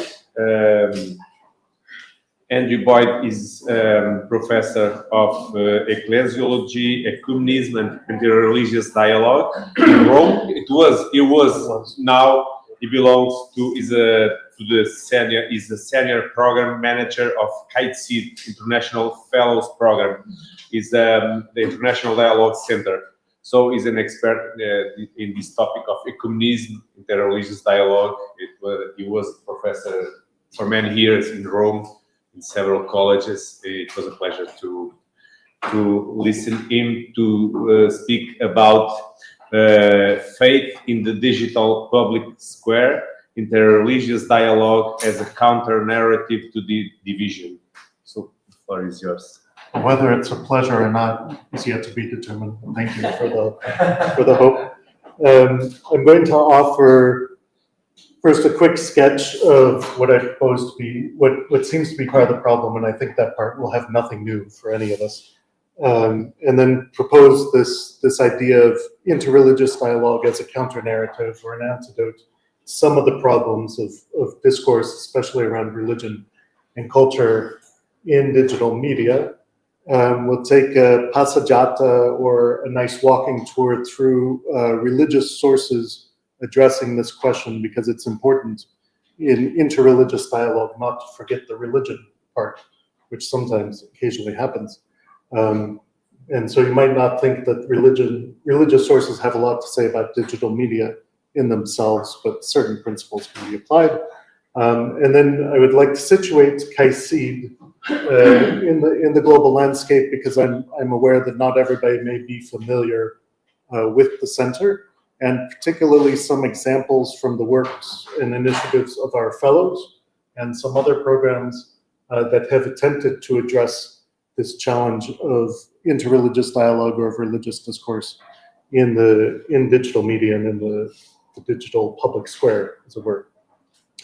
That digital public square has become, I think we're all aware, a central arena for the articulation, the contestation, negotiation of religious identity in our time, and has been increasingly so over my lifetime. But the communications architecture of most digital media, which is typified by speed, importance of something going viral, of algorithmic amplifications, tends to privilege emotional salience rather than reflective engagement. If we think of Habermas's theory of the public sphere, he claims that democratic discourse relies on rational critical debate aimed at shared understanding. I would add that probably better than debate would be dialogue to achieve shared understanding. But by contrast, either way, digital platforms tend to incentivize the antagonistic and performative rather than deliberative.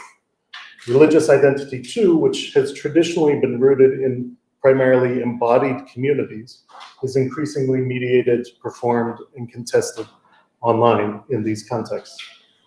We also know that research across cognitive science and digital communication consistently shows that the fastest answers tend to be the most wrong, especially those that are produced under stress or time pressure, emotional arousal, or again, algorithmic prompting, are significantly more prone to error and bias than responses formed through slower, more reflective processes. Studies on decision-making demonstrate that rapid judgments tend to rely on intuition that amplify pre-existing biases. And there are some interesting exceptions when you're talking about experts and in specific situations, but that's another paper. But whereas slower deliberative thinking, such as we experience in dialogue, produces more accurate and more ethically reliable outcomes consistently. This tendency in digital environments is amplified and intensified. Platforms are engineered to reward immediacy, reaction, virality, emotional response, producing what scholars have described as bias-driven acceleration effect, in which the first responses to appear are the most polarized and the least informed. But we've also seen that the first responses tend to influence the conversation. Time pressure has been shown to increase risk-taking, reduce accuracy, diminish empathy, factors that map precisely onto the dynamics of online religious and also political controversy. So this growing body of evidence supports a crucial insight for the digital public square that instant or speedy is not neutral and usually not reliable. And these formats are not conducive to what we would consider genuine dialogue. Interreligious dialogue, by contrast to this kind of atmosphere, is grounded in a relational epistemology that privileges clearly relationship, deliberative thinking, mutual recognition, and reflective engagement. As psychological studies have shown, accuracy improves, bias decreases when individuals are given time to deliberate, and to do so together. Digital ecosystem optimized for reaction into religious dialogue can offer not only an ethical corrective, but an epistemological one, modeling forms of communication more truthful, more humane, and more resistant to distortions produced by high velocity, high volume, low context digital exchange.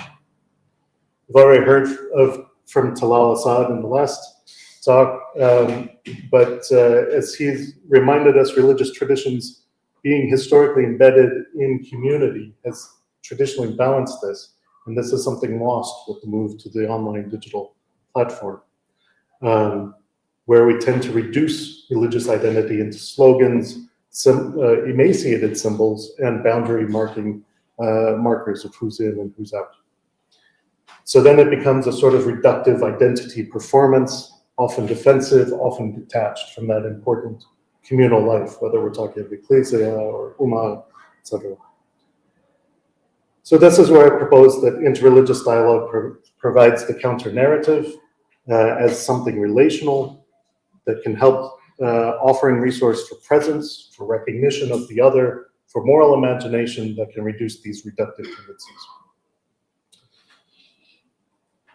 If we think of Charles Taylor's notion of the politics of recognition, this can help also explain the consequences of this dynamic. When individuals or communities experience these distorted or denied recognition, identity then becomes all the more oppositional and unstable. It can become abstracted from practice, not just community, and become flattened to markers of affiliation and antagonism. So I think immediately of counterexamples also in dialectic from the Christian Gospels. Two complementary insights of related pericope on how communities discern belonging and difference. Two that I marked in my own copy of the New Testament when I was about 13 years old and have stuck with me since. In Mark chapter 9, Jesus rebukes the disciples' instinct to exclude those not following us, insisting instead that who is not against us is for us. This counters the tendency towards identity compression or the reduction of persons to categories by inviting a more expansive recognition of allies in the work of the good, even beyond one's own circle. Yet more or less the same story in Matthew chapter 12 introduces a counterweight that is seen as contradictory. Whoever is not with me is against me. This only seems contradictory until understood that this is not about group membership, but about moral discernment in the face of those who would misattribute to God's liberating work evil. Taken together, these texts can resist the digital binary logic or reductionism. They call for openness but not naivety, refusing exclusionary gatekeeping, while also maintaining clarity about forces that distort truth, sow division, or scatter. In a polarized environment, these articulate this relational identity of dialogue grounded not in simplified labels, but in shared commitment to truth, justice, and human fraternity. So if interreligious dialogue then grounds knowledge in this relational encounter, it becomes a common search for truth together. We can understand it as a fusion of horizons or joint efforts in which we find meaning co-created by the experience of dialogue itself. It shifts identity from the boundary making towards meaning making.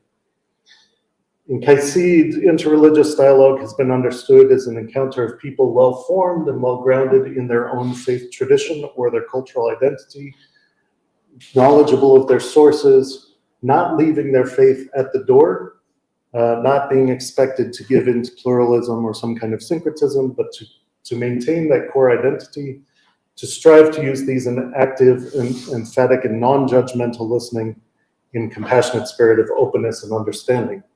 That dialogue exists to promote mutual understanding, and of course then cooperation, and then ultimately peace.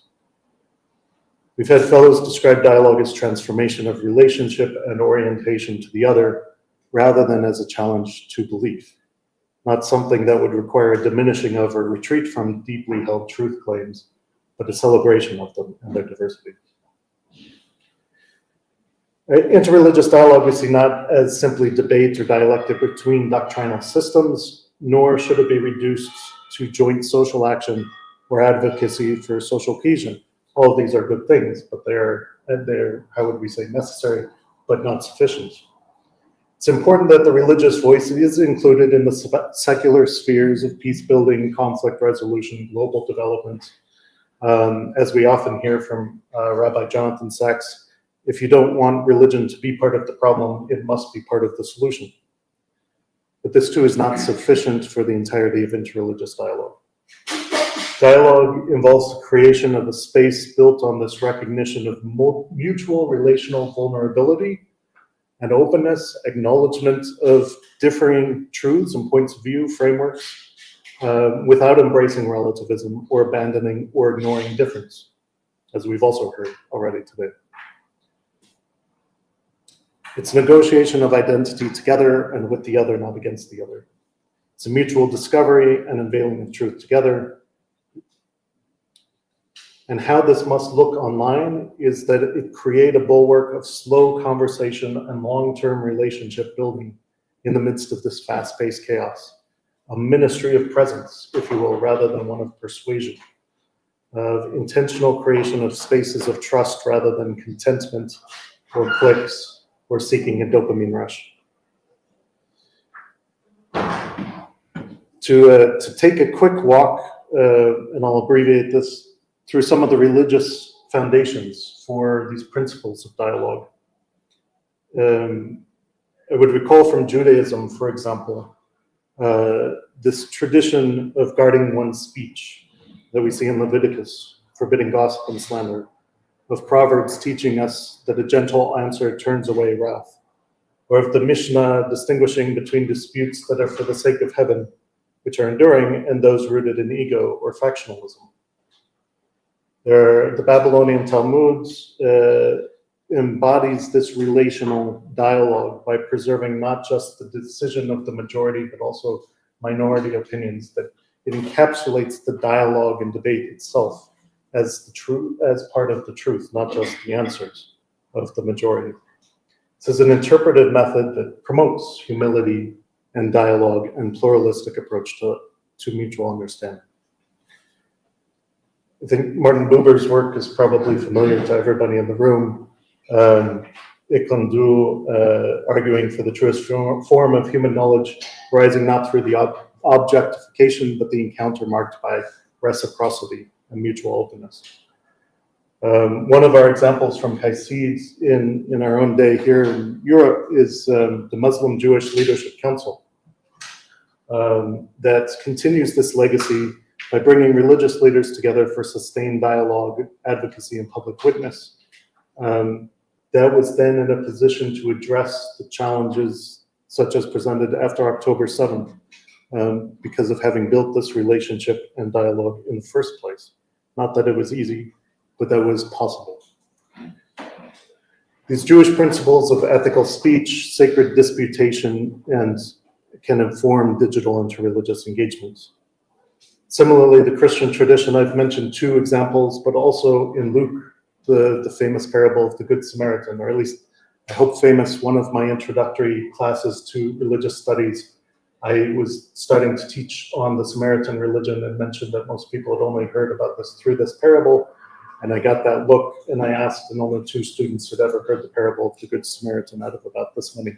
So maybe I shouldn't assume, but if you're not familiar, please look up in Luke chapter 10.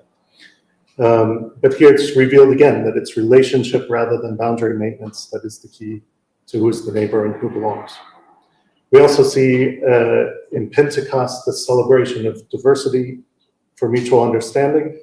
We see Council of Jerusalem as an example of deliberative process and dialogue together. We see in contemporary movements such as Sant'Egidio how to adopt this tradition to new contexts. During COVID, moving onto online platforms became an organized virtual interreligious prayer ministry of that former youth group community.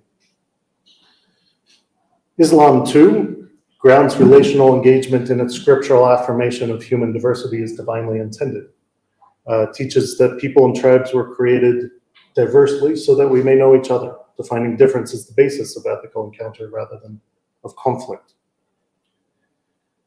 Constitution of Medina formalized a pluralistic civic framework under Muhammad's leadership, and other legal documents in early Muslim history repeat.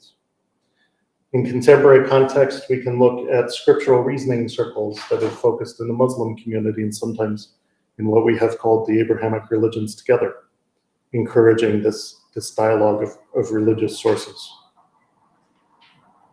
Buddhism, and I'm flying through these, but more to make a point than to cover an entire course.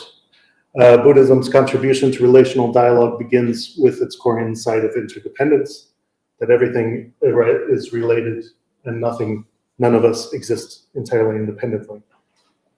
Right speech, which includes being truthful, harmonious, gentle, and meaningful, offers a guide for digital ethics where harmful communication tends to proliferate. There are contemporary Buddhist communities that have adapted these teachings to digital contexts. We have fellows in Sri Lanka who facilitated online multi-religious peacemaking circles, especially during periods post-conflict. And these were focused on deep listening, mindful communication, and the cultivation of compassion. So here too, we have an epistemology of relation rooted in contemplative awareness, ethical speech, and compassionate presence. In the Hindu traditions, again, the utility of being, ethical speech, and of not committing harm. Bhagavad Gita teaches the one who perceives the self in all being truly sees, framing human diversity with the metaphysics of interconnectedness. Truth, nonviolence, and restraint in speech are central commitments of ethics in Sanatana Dharma. The Rig Veda encourages harmonious discourse, saying, let us speak thoughts that are agreeable to many. We've probably heard. We've had some experience of interreligious WhatsApp study circles in Bangalore and Dhaka, bringing together different groups of young people there. And here we have this focus on ethical responsibility and metaphysical unity again. We could continue going through different religious traditions, and I think it's an important exercise. Each one of these could be a paper in themselves as part of our motivation. And it's part of the conversation that brings Kaiciid into the circle. This Kaiciid stands for the King Abdullah bin Abdul Aziz International Center for Interreligious and Intercultural Dialogue, which is a large reason why we almost never say the whole name all in one breath. This was inspired by the 2007 encounter between Pope Benedict XVI and King Abdullah of Saudi Arabia in their responsibilities as Bishop of Rome and custodian of the two holy mosques. And established in 2012 as an intergovernmental, not a non-governmental, but intergovernmental organization with mandate to advance interreligious and intercultural dialogue in the international sphere. Its founding emerged from a recognition that religious actors who shape moral imagination, social norms, and communal loyalties of billions of adherents are often absent from policy-making spaces where decisions affecting the planet are made. And so we operate in the intersection of religious life and public policy, engaging multi-religious councils, national and international bodies, parts of the UN system, African Union, ASEAN, etc. But also partnering with universities, interreligious centers, consortia, and so on. We offer capacity building, network promotion, platform creating. And within this overall effort, the International Fellows Program, which I work with, and which some of our members you have already heard from, has emerged as one of our most significant contributions to the cultivation of dialogue on the global scale. The Fellows Program over its 10 years has produced 555 fellows from nearly 100 countries. And the purpose of which is not only to deepen competency and capacity of the participants, but to encourage them to become ambassadors of dialogue or dialogue multipliers. As a global network, the alumni of the Fellows Program provide a unique window into how these relational approaches are adapted across regions and traditions. And so I went looking through not just the initiatives of the 555 fellows during their primary year as fellows, but also the number of initiatives that came after during grants available for alumni, about 700 in total, and found about a dozen that I wanted to highlight in brief that tried to address this question of interreligious dialogue or religiosity in the digital sphere.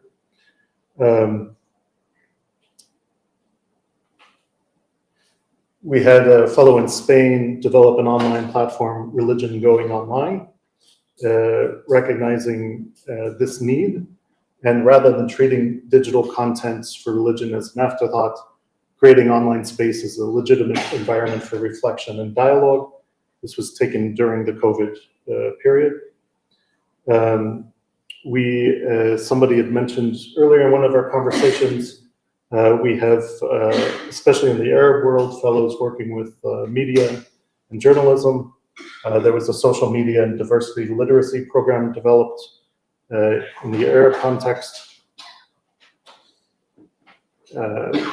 We've had fellows in Africa who, through digital storytelling on social media, produced short-form videos highlighting interfaith friendship, promoting micro-dialogue, trying to use the platforms in their intended space to promote principles of dialogue, to preach the word of dialogue.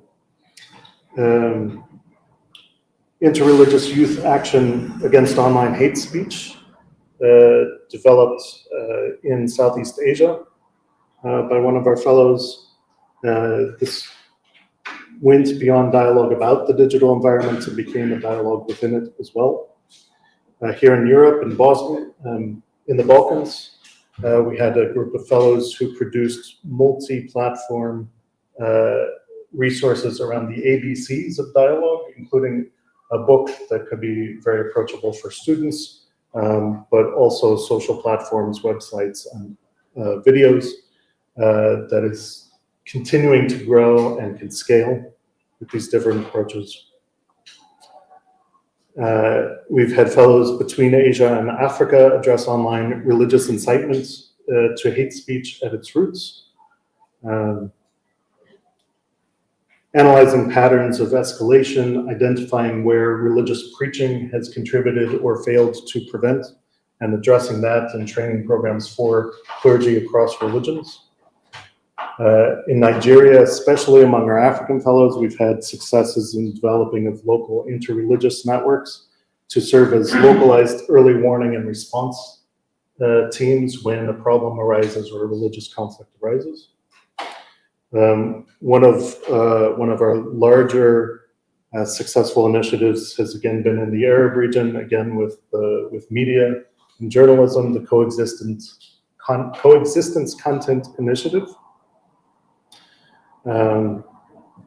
which was identifying frequently searched religious questions and providing theologically informed responses that promote coexistence and to respond to the presence of false and the kind of information that would promote violence. One of our fellows currently works in Egypt with the Grand Mufti's office and talks about one of the biggest challenges, the sort of false information or the unauthorized sources about Islam that cause many of the problems. Again, in Southeast Asia, there's youth digital dialogue networks that have launched fairly recently that are successfully bringing people in to have this shared experience. And I've already mentioned the Muslim Jewish Leadership Council. I can go into more detail with those in the paper. But if I want to bring it all together and conclude simply, say that the digital public sphere will continue to define how a growing number of our population encounter religion and the religious other. And our choice is to either cede that space to its sort of natural approach or to claim back space for dialogue for healthy storytelling, for shared learning and cooperative action. These spaces compel us to view interreligious dialogue not as a discrete event, not simply as a conference or a platform, but as a presence that is ongoing, a way of inhabiting these platforms that has to be instilled and promoted. And I would suggest three primary suggestions, three insights. That interreligious dialogue as a counter-narrative is important because it encourages and strengthens resilience. Dialogue skills in general, such as prioritizing relationship, careful listening, contextualization, identifying shared values and common ground, directly counteract the dynamics that reward outrage and oversimplification. Second, interreligious dialogue builds trust, where digital platforms can at times erode it. So in online environments where religious identity can be so easily manipulated, stories of cooperation and relational solidarity provide powerful alternative narratives. Third, interreligious dialogue is most effective when it's proactive, not just reactive. Relationships have to be built before there's a problem in order to engage the problem. So the initiatives I mentioned reveal a common pattern that creating content networks and platforms that preempt division or crisis are much more successful than those that engage only in damage control when hostility or conflict emerges. So if we hope to build shared societies amid this polarization, then interreligious dialogue must become native to the digital sphere rather than something brought in as an outsider. Must be embedded where these narratives are shaped, where fears are amplified, and where these possibilities for empathy can be reopened. And I hope I'm within time. Thank you very much.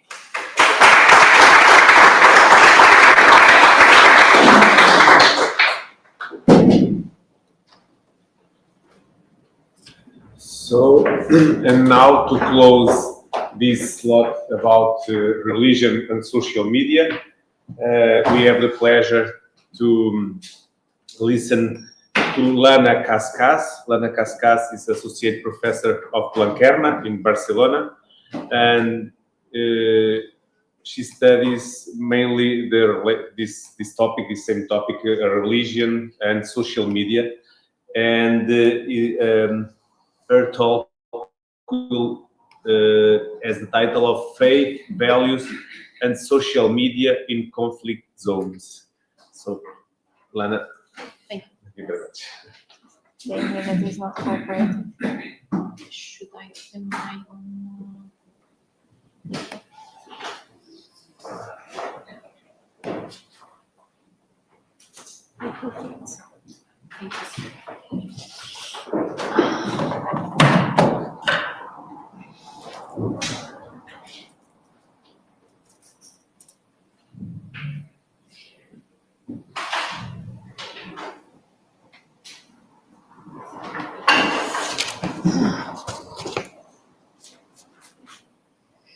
Good evening, everyone. I had the pleasure to meet you all for the first time today, and even more to chat with some of you. But for those who does not know me, it's really important where I am from or what is my background to talk about why I have chose this. So I'm from Syria originally, and I've been living in Barcelona for 5 years. During after the 2011, after the revolution in Syria, it was one day I was watching the news and I saw someone who many called that is a religious leader and an opinion leader as well, was talking about the revolution. And he was saying and provoking people to go to the streets. And of course, he was speaking from outside of Syria because he was speaking freely. And his discourse, you don't need to spend more than 5 minutes to notice that his discourse was full of hatred speech. He was provoking people to fight with others who are not from the same religion. And I thought that it's really important, and it was the main reason why I chose to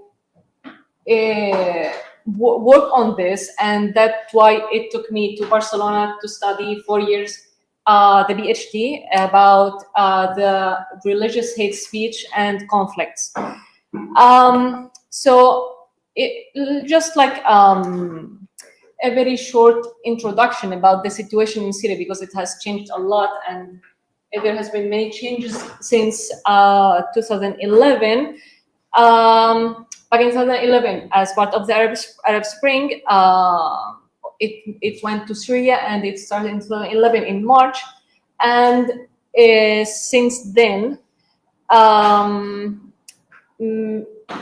you can see here, this is the map of how Syria was at the beginning. The red part is the part where the government before 2024 had in control here. Here is the opposition in Aleppo and Idlib. Here we have some Turkish forces. Here we have some Kurdish, and it was like this. So it was pretty divided. However, after 2024, in December 2024, the old regime left to Russia, and what we can see here, the one in green in Aleppo and Idlib, the one who are led by who is formerly called Muhammad al-Jolani, or now is the president of Syria, Ahmad al-Shara. He took the control of, with his forces, HTS, Hayat Tahrir al-Sham. He took control of what we can see here in red. Also here, it's still it's the part of the northeast of Syria is still with the Kurdish forces, but for the moment they are like there are some clashes between both, but it's more stable compared to what it was before. Now let's talk about Syria, why sensitive it was, the situation. As we see here, Syria has 14 different ethnic and religious groups. We have, when it comes to, I think we have Arabs, we have Alawi, we have Kurds, we have people who are originally from Armenia, we have people who are originally from Turkey. When it comes to religion, we have the majority that are Sunni, Muslim Sunni, but also we have different Muslims who are Shia, Alawi, Ismaili. We have also Christians. We have Druze as well. So it was really it's still very diverse in Syria. So during the Syrian conflict, people increasingly turned to social media because they lost the trust in the Syrian government and in the state media, because their methodology was to say that everything was a lie, and that we do not have, at the beginning it was like we do not have anything, we live in a peaceful country, nothing is happening. When they reach a level where they cannot lie anymore, they started to say and accuse people who went out to street in the beginning peacefully asking for improvements. They call them as a terrorist, or people who are paid to do that from foreign countries. So anyway, people lost trust in the state media, and they turned to social media and online platforms. When the central government lost the control in many regions, as we said in the 2024, for the first time, people who are inside Syria felt the freedom to be able to express their beliefs and their opinion on social media. But of course, the sudden freedom created a massive explosion of new online voices, new influencers, and also new media pages and new sources of information. Some of these voices promoted peace and community solidarity, while others, they promoted hate speech and sectarian conflicts, fake news as well. For the study, for the methodology, I used 4 basic steps. The data collection of digital, religious, and social content. For this, I collected posts from Twitter, from Facebook, and from YouTube as well, videos from YouTube that mentioned religion, morality, unity, and security or sectarian tension as well. I also categorized the themes into well, peaceful and positive messages, hate speech and sectarian messages, misinformation and fake news, or images and or videos. And then I analyzed the patterns as well and network dynamics. I looked at how these messages traveled online, who shared them at the beginning, whether they came from real or fake accounts, how fast they went viral, and how rumors led to real actions on the ground, like when there is a rumor about something, and how is that related if there is an incident that is related to hate speech based on this rumor. And also event-based case study examination. For that, I chose important event that happened after the 2024, December 2024, till the day of the, till today. For example, we'll go to these cases one by one, but I took to mention them, the Damascus church bombing, the Druze conflict, the coastal area conflict as well, and the Christmas tree incident in Hama, and what people posted during these cases.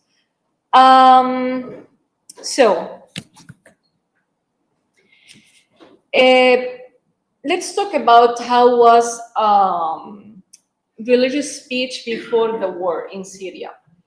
It was mostly controlled by the authorities in Syria, by the such as the official institutes, such as the Ministry of Religious Affairs.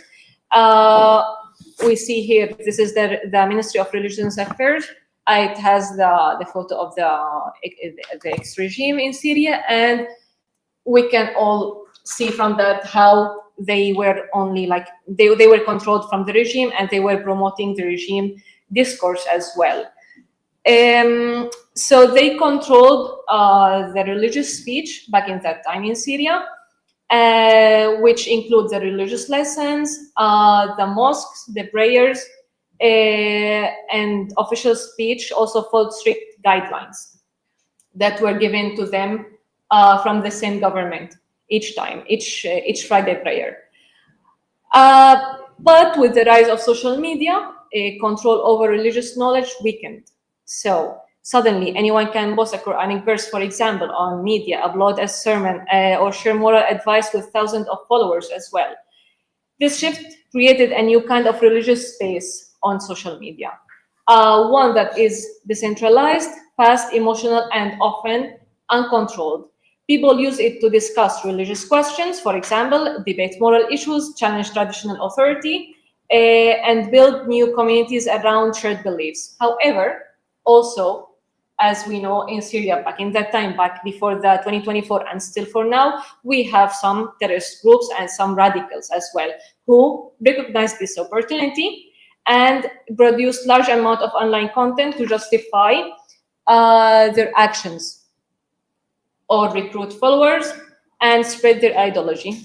And in this case, we saw that the internet became a major source of religious interpretation, sometimes helpful but often dangerous. Here we see after the 2024, it's called that the Ministry of Religious Affairs, which is after the fall of the regime, is calling the imams, the one who lead the prayers in the mosque, to commit with a moderate ideology and provoke the peace.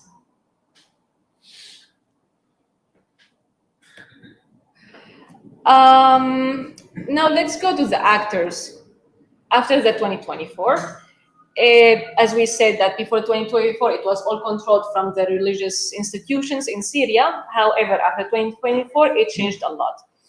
we had different actors. For example, we had the first digital influencers who were supported by the government in Syria.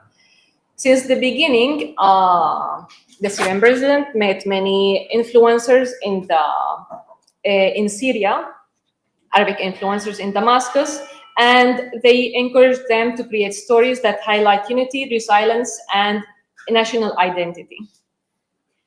We also have religious figures and community leaders. This is the Mufti of Syria for the moment. We also have, I don't know if I can play a video. Can I? Okay. Yeah. Yes. Maybe it's not uploading. Oh, yes.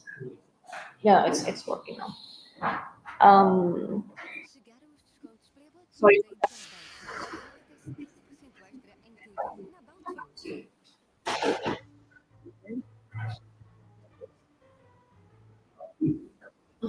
Okay.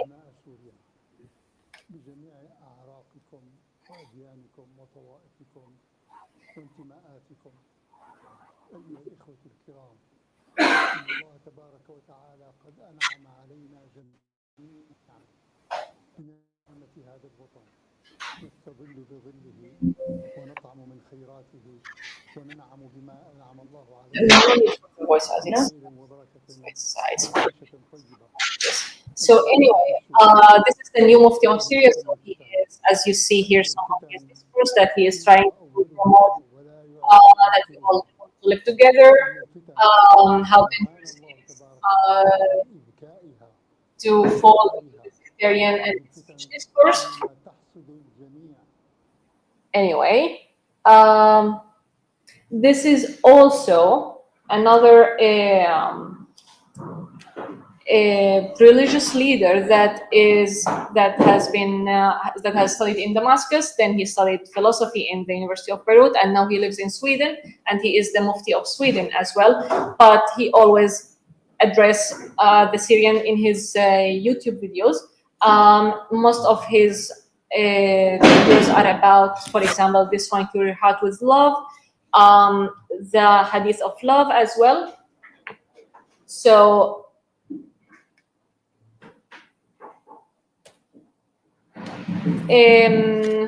for the religious leaders, there has been a major shift in that. Also, there is another one that I did not find the video, but there was a bishop who, there was some fake news that spread online that for Christmas someone burned the Christmas tree in Damascus, which then the Bishop of Damascus, he went online and he spoke to people saying that it's fake news, don't fall into that, and he urged people to maintain calm and like the importance of making sure of or confirming the news and being able to detect when it's fake news, when it's not. Yeah.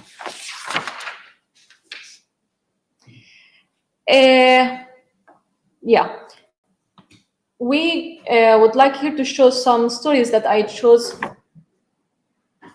It's not showing the beginning. Oh. Okay, now it's working. Thank you. Here there is.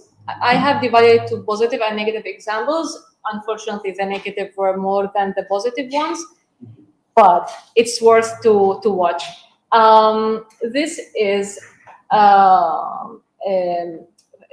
it's about Muslims and Christians celebrating together. The first one is I'll try to show the video.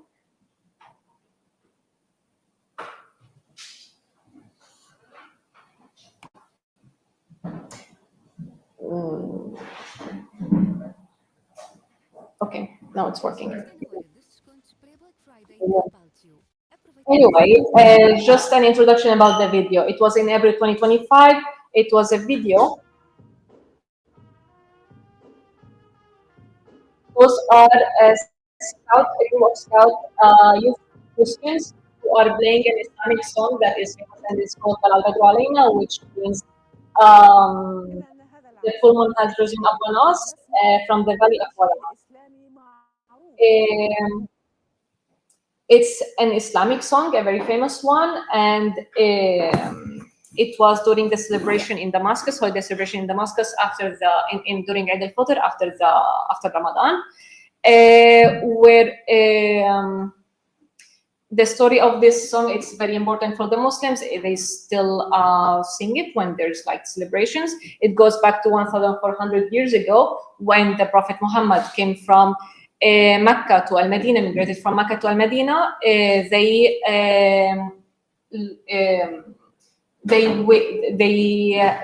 played this song. But for the full video is start before this, when the same group were playing a Christian hymn called "O Holy Mother," and their idea was to combine both of them together. But many people, when they shared it, although it's still positive one, but when they shared it, they only shared this, took this part when they were singing, playing this the Islamic one, and they deleted the first one. And he was saying in the video that this, in his opinion, it created a misunderstanding when the Christian hymn was removed, because their idea was that like they did not see the full picture, because when their idea that it was a message of coexistence, and when they removed it, it was only focusing about maybe Christian want to send a positive message about Islam, which was also good, but it does not give the full image of what they wanted. Anyway, the other one here is a video from when it was the Palm Sunday in this year as well. Muslims, they were in front of the church, and they were waking people who was out from the mosque.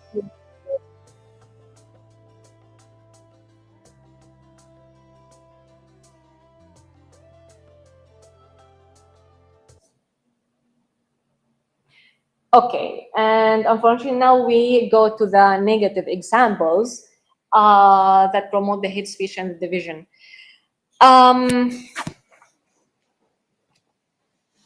This goes back to burning a when the Muhammad al-Julani, or what is known now as the president of Syria, Ahmad al-Shara, when they took the control, it was in December 2024, just before the celebration of Christmas. Many people, because of his background and the HTS background, they were afraid to celebrate Christmas. I remember that many friends of mine who live in Syria, they were celebrating Christmas, but inside their home, they usually have lights outside their houses and everything, but this time they tried, just in case, to celebrate, but only inside their house. So there in Hama rural area, there is a village that is mostly Christian. They had this Christmas tree. Someone tried to burn it, but the positive thing is the reaction from the same HTS fighters. Here they are saying he is. This is from HTS, this guy. And this is the this village, and he's saying that the one who did that, they were punished. And here at the end of the video, they are saying that they will fix the tree by the morning, and so Christian can celebrate.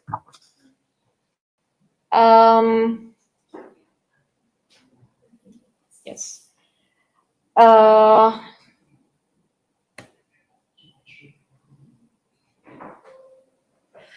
This one, it's an iftar campaign where where it's a group in the north of Syria.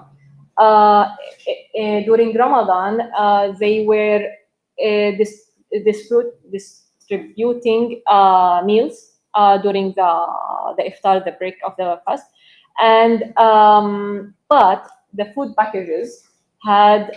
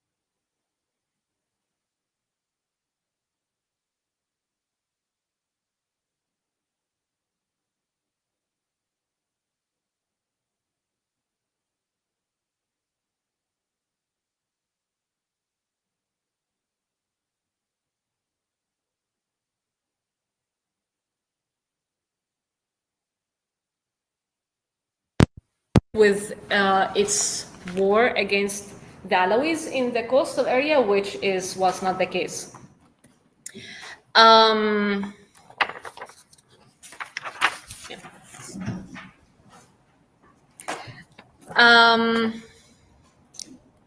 Where is? Okay. Another example is the Damascus church bombing, which killed 25 people, but ISIS was in charge of this. I tried to find the video that I saw in its time, but I could not find it, which was for a woman who was interviewed from inside the church. She was a Christian, and she was saying that we, the Christians of Syria, we do not want to leave the country. We are from here and we want to stay here and we want to live in peace with our brother. But I could not find the video. I will try to look for it later, maybe.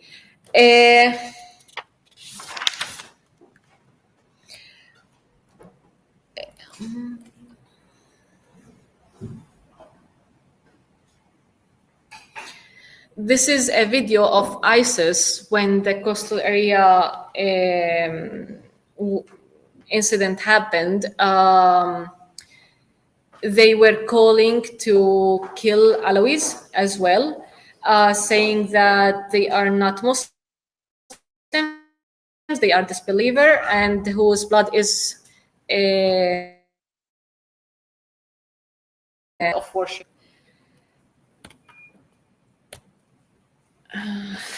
Also, there was another way, which is using old videos. This is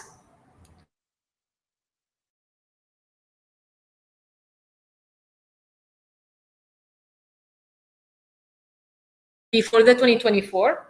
It was attacking and burning a shrine of Alawis in Aleppo, but it was reused one more time after the 2024, saying, look what the new regime is doing, and they want to kill the Alawis. And it was published as it was happening now.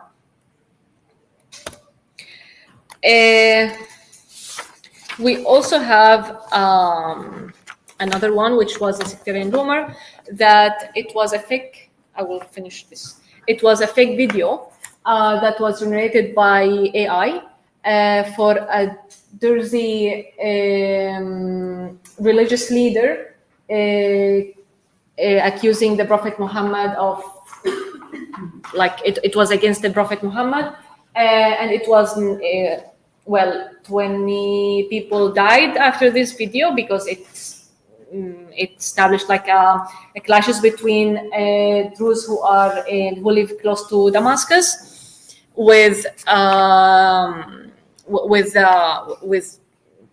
HTS fighters as well, but it turned to be a fake one. Just to mention very briefly that there also has been, we detected some initiatives that try to promote the media literacy, just as Basmatak. Basmatak is Arabic word for your mark, and it was a program of 4 months to educate youth about the disinformation and how to counter disinformation.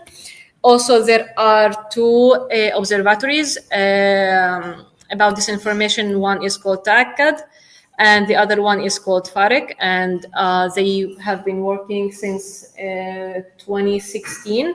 And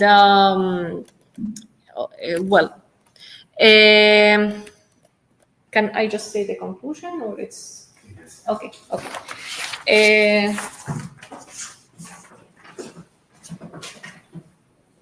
Well.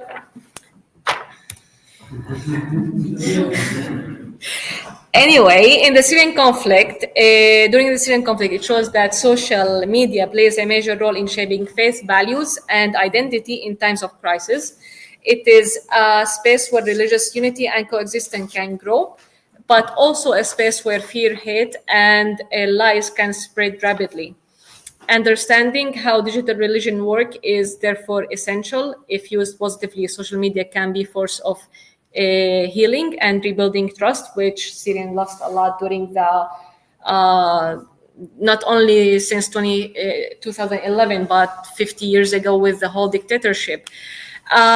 By promoting media literacy, such as the campaigns that I showed recently, it can support positive digital initiatives, and studying information carefully, we can help ensure that religious and moral messages online bring people closer together rather than push them apart. And thank you so much.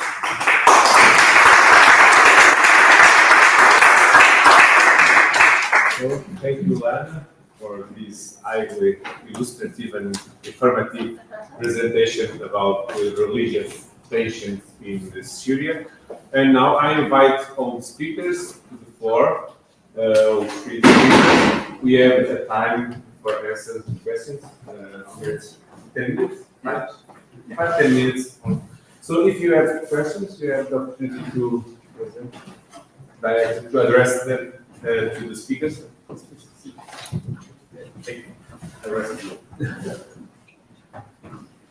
You can address personally. Right. Yeah, I have a question for HEND.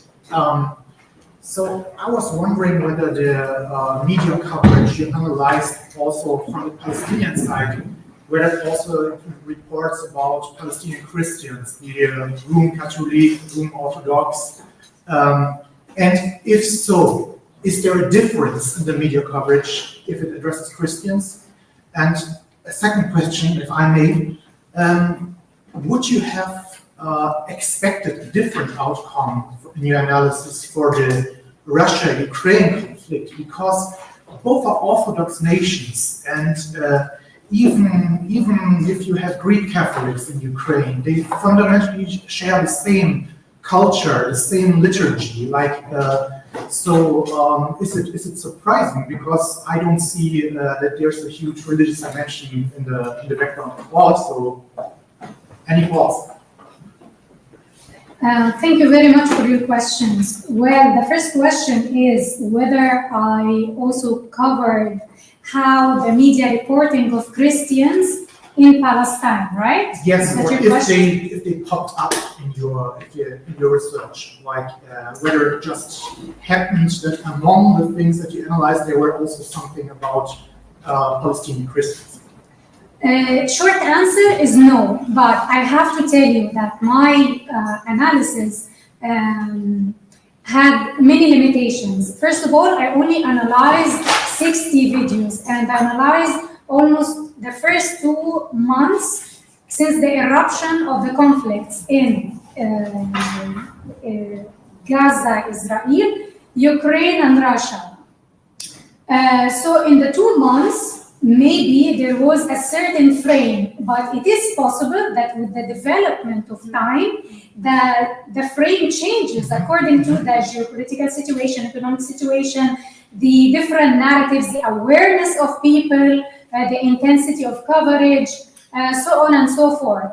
But in that limited period where I conducted content analysis, there was not any mention, a single mention of Christians in Palestine, which maybe in the past, I used to think that only Muslims and Jews live in Palestine. I had no idea that Christians or people who don't worship anything, any other religion exists in Palestine except for those 2 religions. And my own interpretation. Why? Because media give me that impression. So that's the first question. The second question was whether the situation was different analyzing the media coverage of Ukraine-Russia war. I expected some different outcome because I'm just saying that they really share the religious worldviews with each other. If you go to a Russian Orthodox or Ukrainian Orthodox church, you cannot distinguish between them. You can just listen to which patriarch is commemorated in the liturgy, but there's virtually no difference. So, well, exactly, I can't agree more. However, analyzing, again, I only conducted content analysis, looking at the factors that I have already mentioned in my presentation. Plus, I analyzed the France 24 channel, English language. I don't know if other coverage in different language by different media sources would have given different approach or frame. But France 24 was focused on the humanitarian and geopolitical aspect of the war between Russia and Ukraine. Religion did not exist, yes. Even though in the other war, even there was no direct mention of religion. You would see symbols, the symbolism. Like if there is a woman, the woman is always hijabi. It's always a Muslim woman, Men are only bearded men, or the Jewish, reference to the people are either or. There is no diversity in the covering approach. Thank you. Thank you for the question. For LANA, I just want to ask you, in the everyday, how does the Sharia law works among other faiths and people that have other beliefs? How does that work? Well, before the 2024, before the fall of the regime, Syria was true that it's majority Sunni Muslims, but it was more secular. However, after the 2024, this has changed a lot. The government is trying to promote the idea that we cannot establish a Muslim law, Sharia law, because we have diversity here, but at the same time, they are still not controlling 100% their own people, and based on what area you are living in Syria, you are under one law or another at the moment. In my opinion, I think they would need some time to be able to control the whole situation, but at least from their discourse or what they say on media, they will not establish a Sharia law in Syria now. Okay. Because that actually can affect the freedom of religion. Yeah. By law, Exactly. to practice and Exactly. and live accordingly to a different religion if you're not a Muslim, right? Yeah, 100%. Just a question for him. I mean, I remember the onset of the invasion, there were a series of stories about the Russian Orthodox Church and the legitimation of Putin's invasion by Orthodox leaders and the schism that created between the Russian and Orthodox churches, whereas before they had been rather unified. And I was just curious, like, how does that fit or with the frame that you maybe presented? Yeah, well, again, of course, this could be part of the results that may show up, but depending on which channel you watch this type of coverage mentioning not only the political aspect, but the religious aspects and arguments involved in the Ukraine-Russia war. Which language of the channel that you watch and at which time, because the videos that I have analyzed, there was no mentioning of religion at all. But again, when I would give an example of the Gaza-Israel war, maybe you have noticed that at the beginning there was a frame, but then after some time, the whole globe started to talk about the crisis about the conflict from a humanitarian crisis. And then the discourse, it changes to something else. So this is another aspect that I could consider while developing my research with the question of whether the frame changes according to time and the general discourse or not. I hope this answers your question. If not, then I still need to expand my sample population, expand the horizon of which channels I analyze, so on and so forth, and literature. You have more questions? Any more questions? So, one more question. Last one. It's not a question for the panelists. It's for the gentleman there.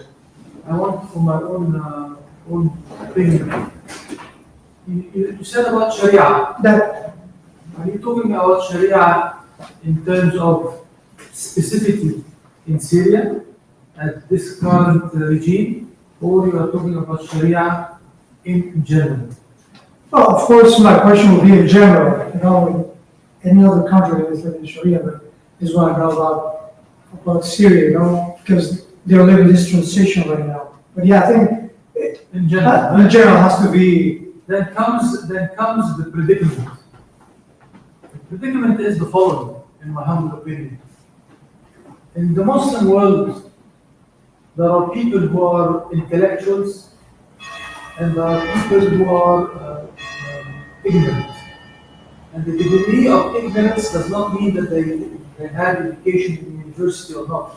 You can have a PhD and you're still ignorant. The point is, do you truly understand the basic fundamentals upon which Sharia was bestowed upon a group of people or not? And this is major in the sense that it will immediately categorize and differentiate between the people who are moderate, right, and the people who are extremists. Fundamentalism, by the way, I did not choose the word because it's not bad. I am a fundamentalist, but I'm not an extremist. And fundamentalism, based on the teachings of my Jesuit fathers, was accepted in the Jesuit school, being a fundamentalist. There is nothing wrong about it. But what is wrong is in the interpretation itself. Jihad, for instance. All of us have learned about jihad. When you talk about jihad, immediately what comes into your mind? Bloodshed, terrorism, sword, beheading, right? So anything that's going to be dubbed Islamic will be automatically geared towards one melting pot, which is jihadism, extremism, and Sharia. Because in Sharia, right, the way it's being interpreted is if you steal, you cut your hand, right? Have you heard this before? Yes. Yes. Do you know that this specific one has been abolished during 1 year, during the reign of one of the Khalifas in Islam?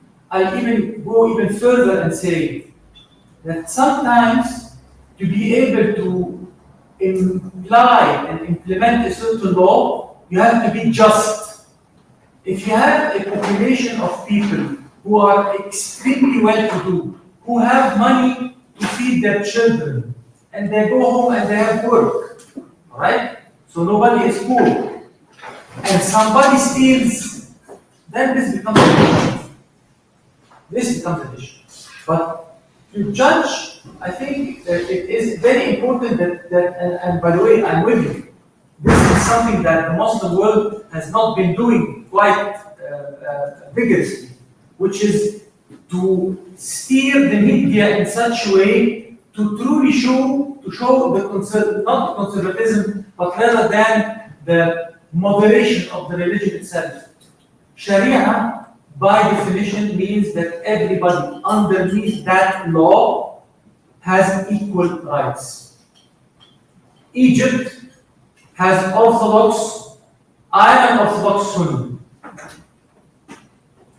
Right? It does not matter. I'm a Coptic Sunni as well.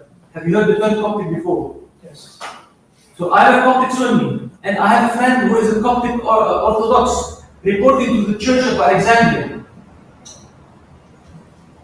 We have people who are Protestants, we have Catholics, we have Hindus, we have people who follow Taoism, we have people who are agnostics, we have Scientologists, we have people who do not believe anything at all. Go to Saudi Arabia, look at what is going on now. They are trying to get the moderation. So I'm with you 100%. It's not what we're trying to do in all the corners of the world. Bring forward something that is meaningful, because enough is enough. The media has totally washed the fundamentals of that religion and the way it's being practiced. Another example, and I'm going to shut up and then I leave. A few days ago, I was giving a speech at my university to Chicago students, and came the call of prayer, the dusk call for prayer. What do they expect that I do? What would you expect that I do? Stop and pray. Stop and go and pray, right? This is a way.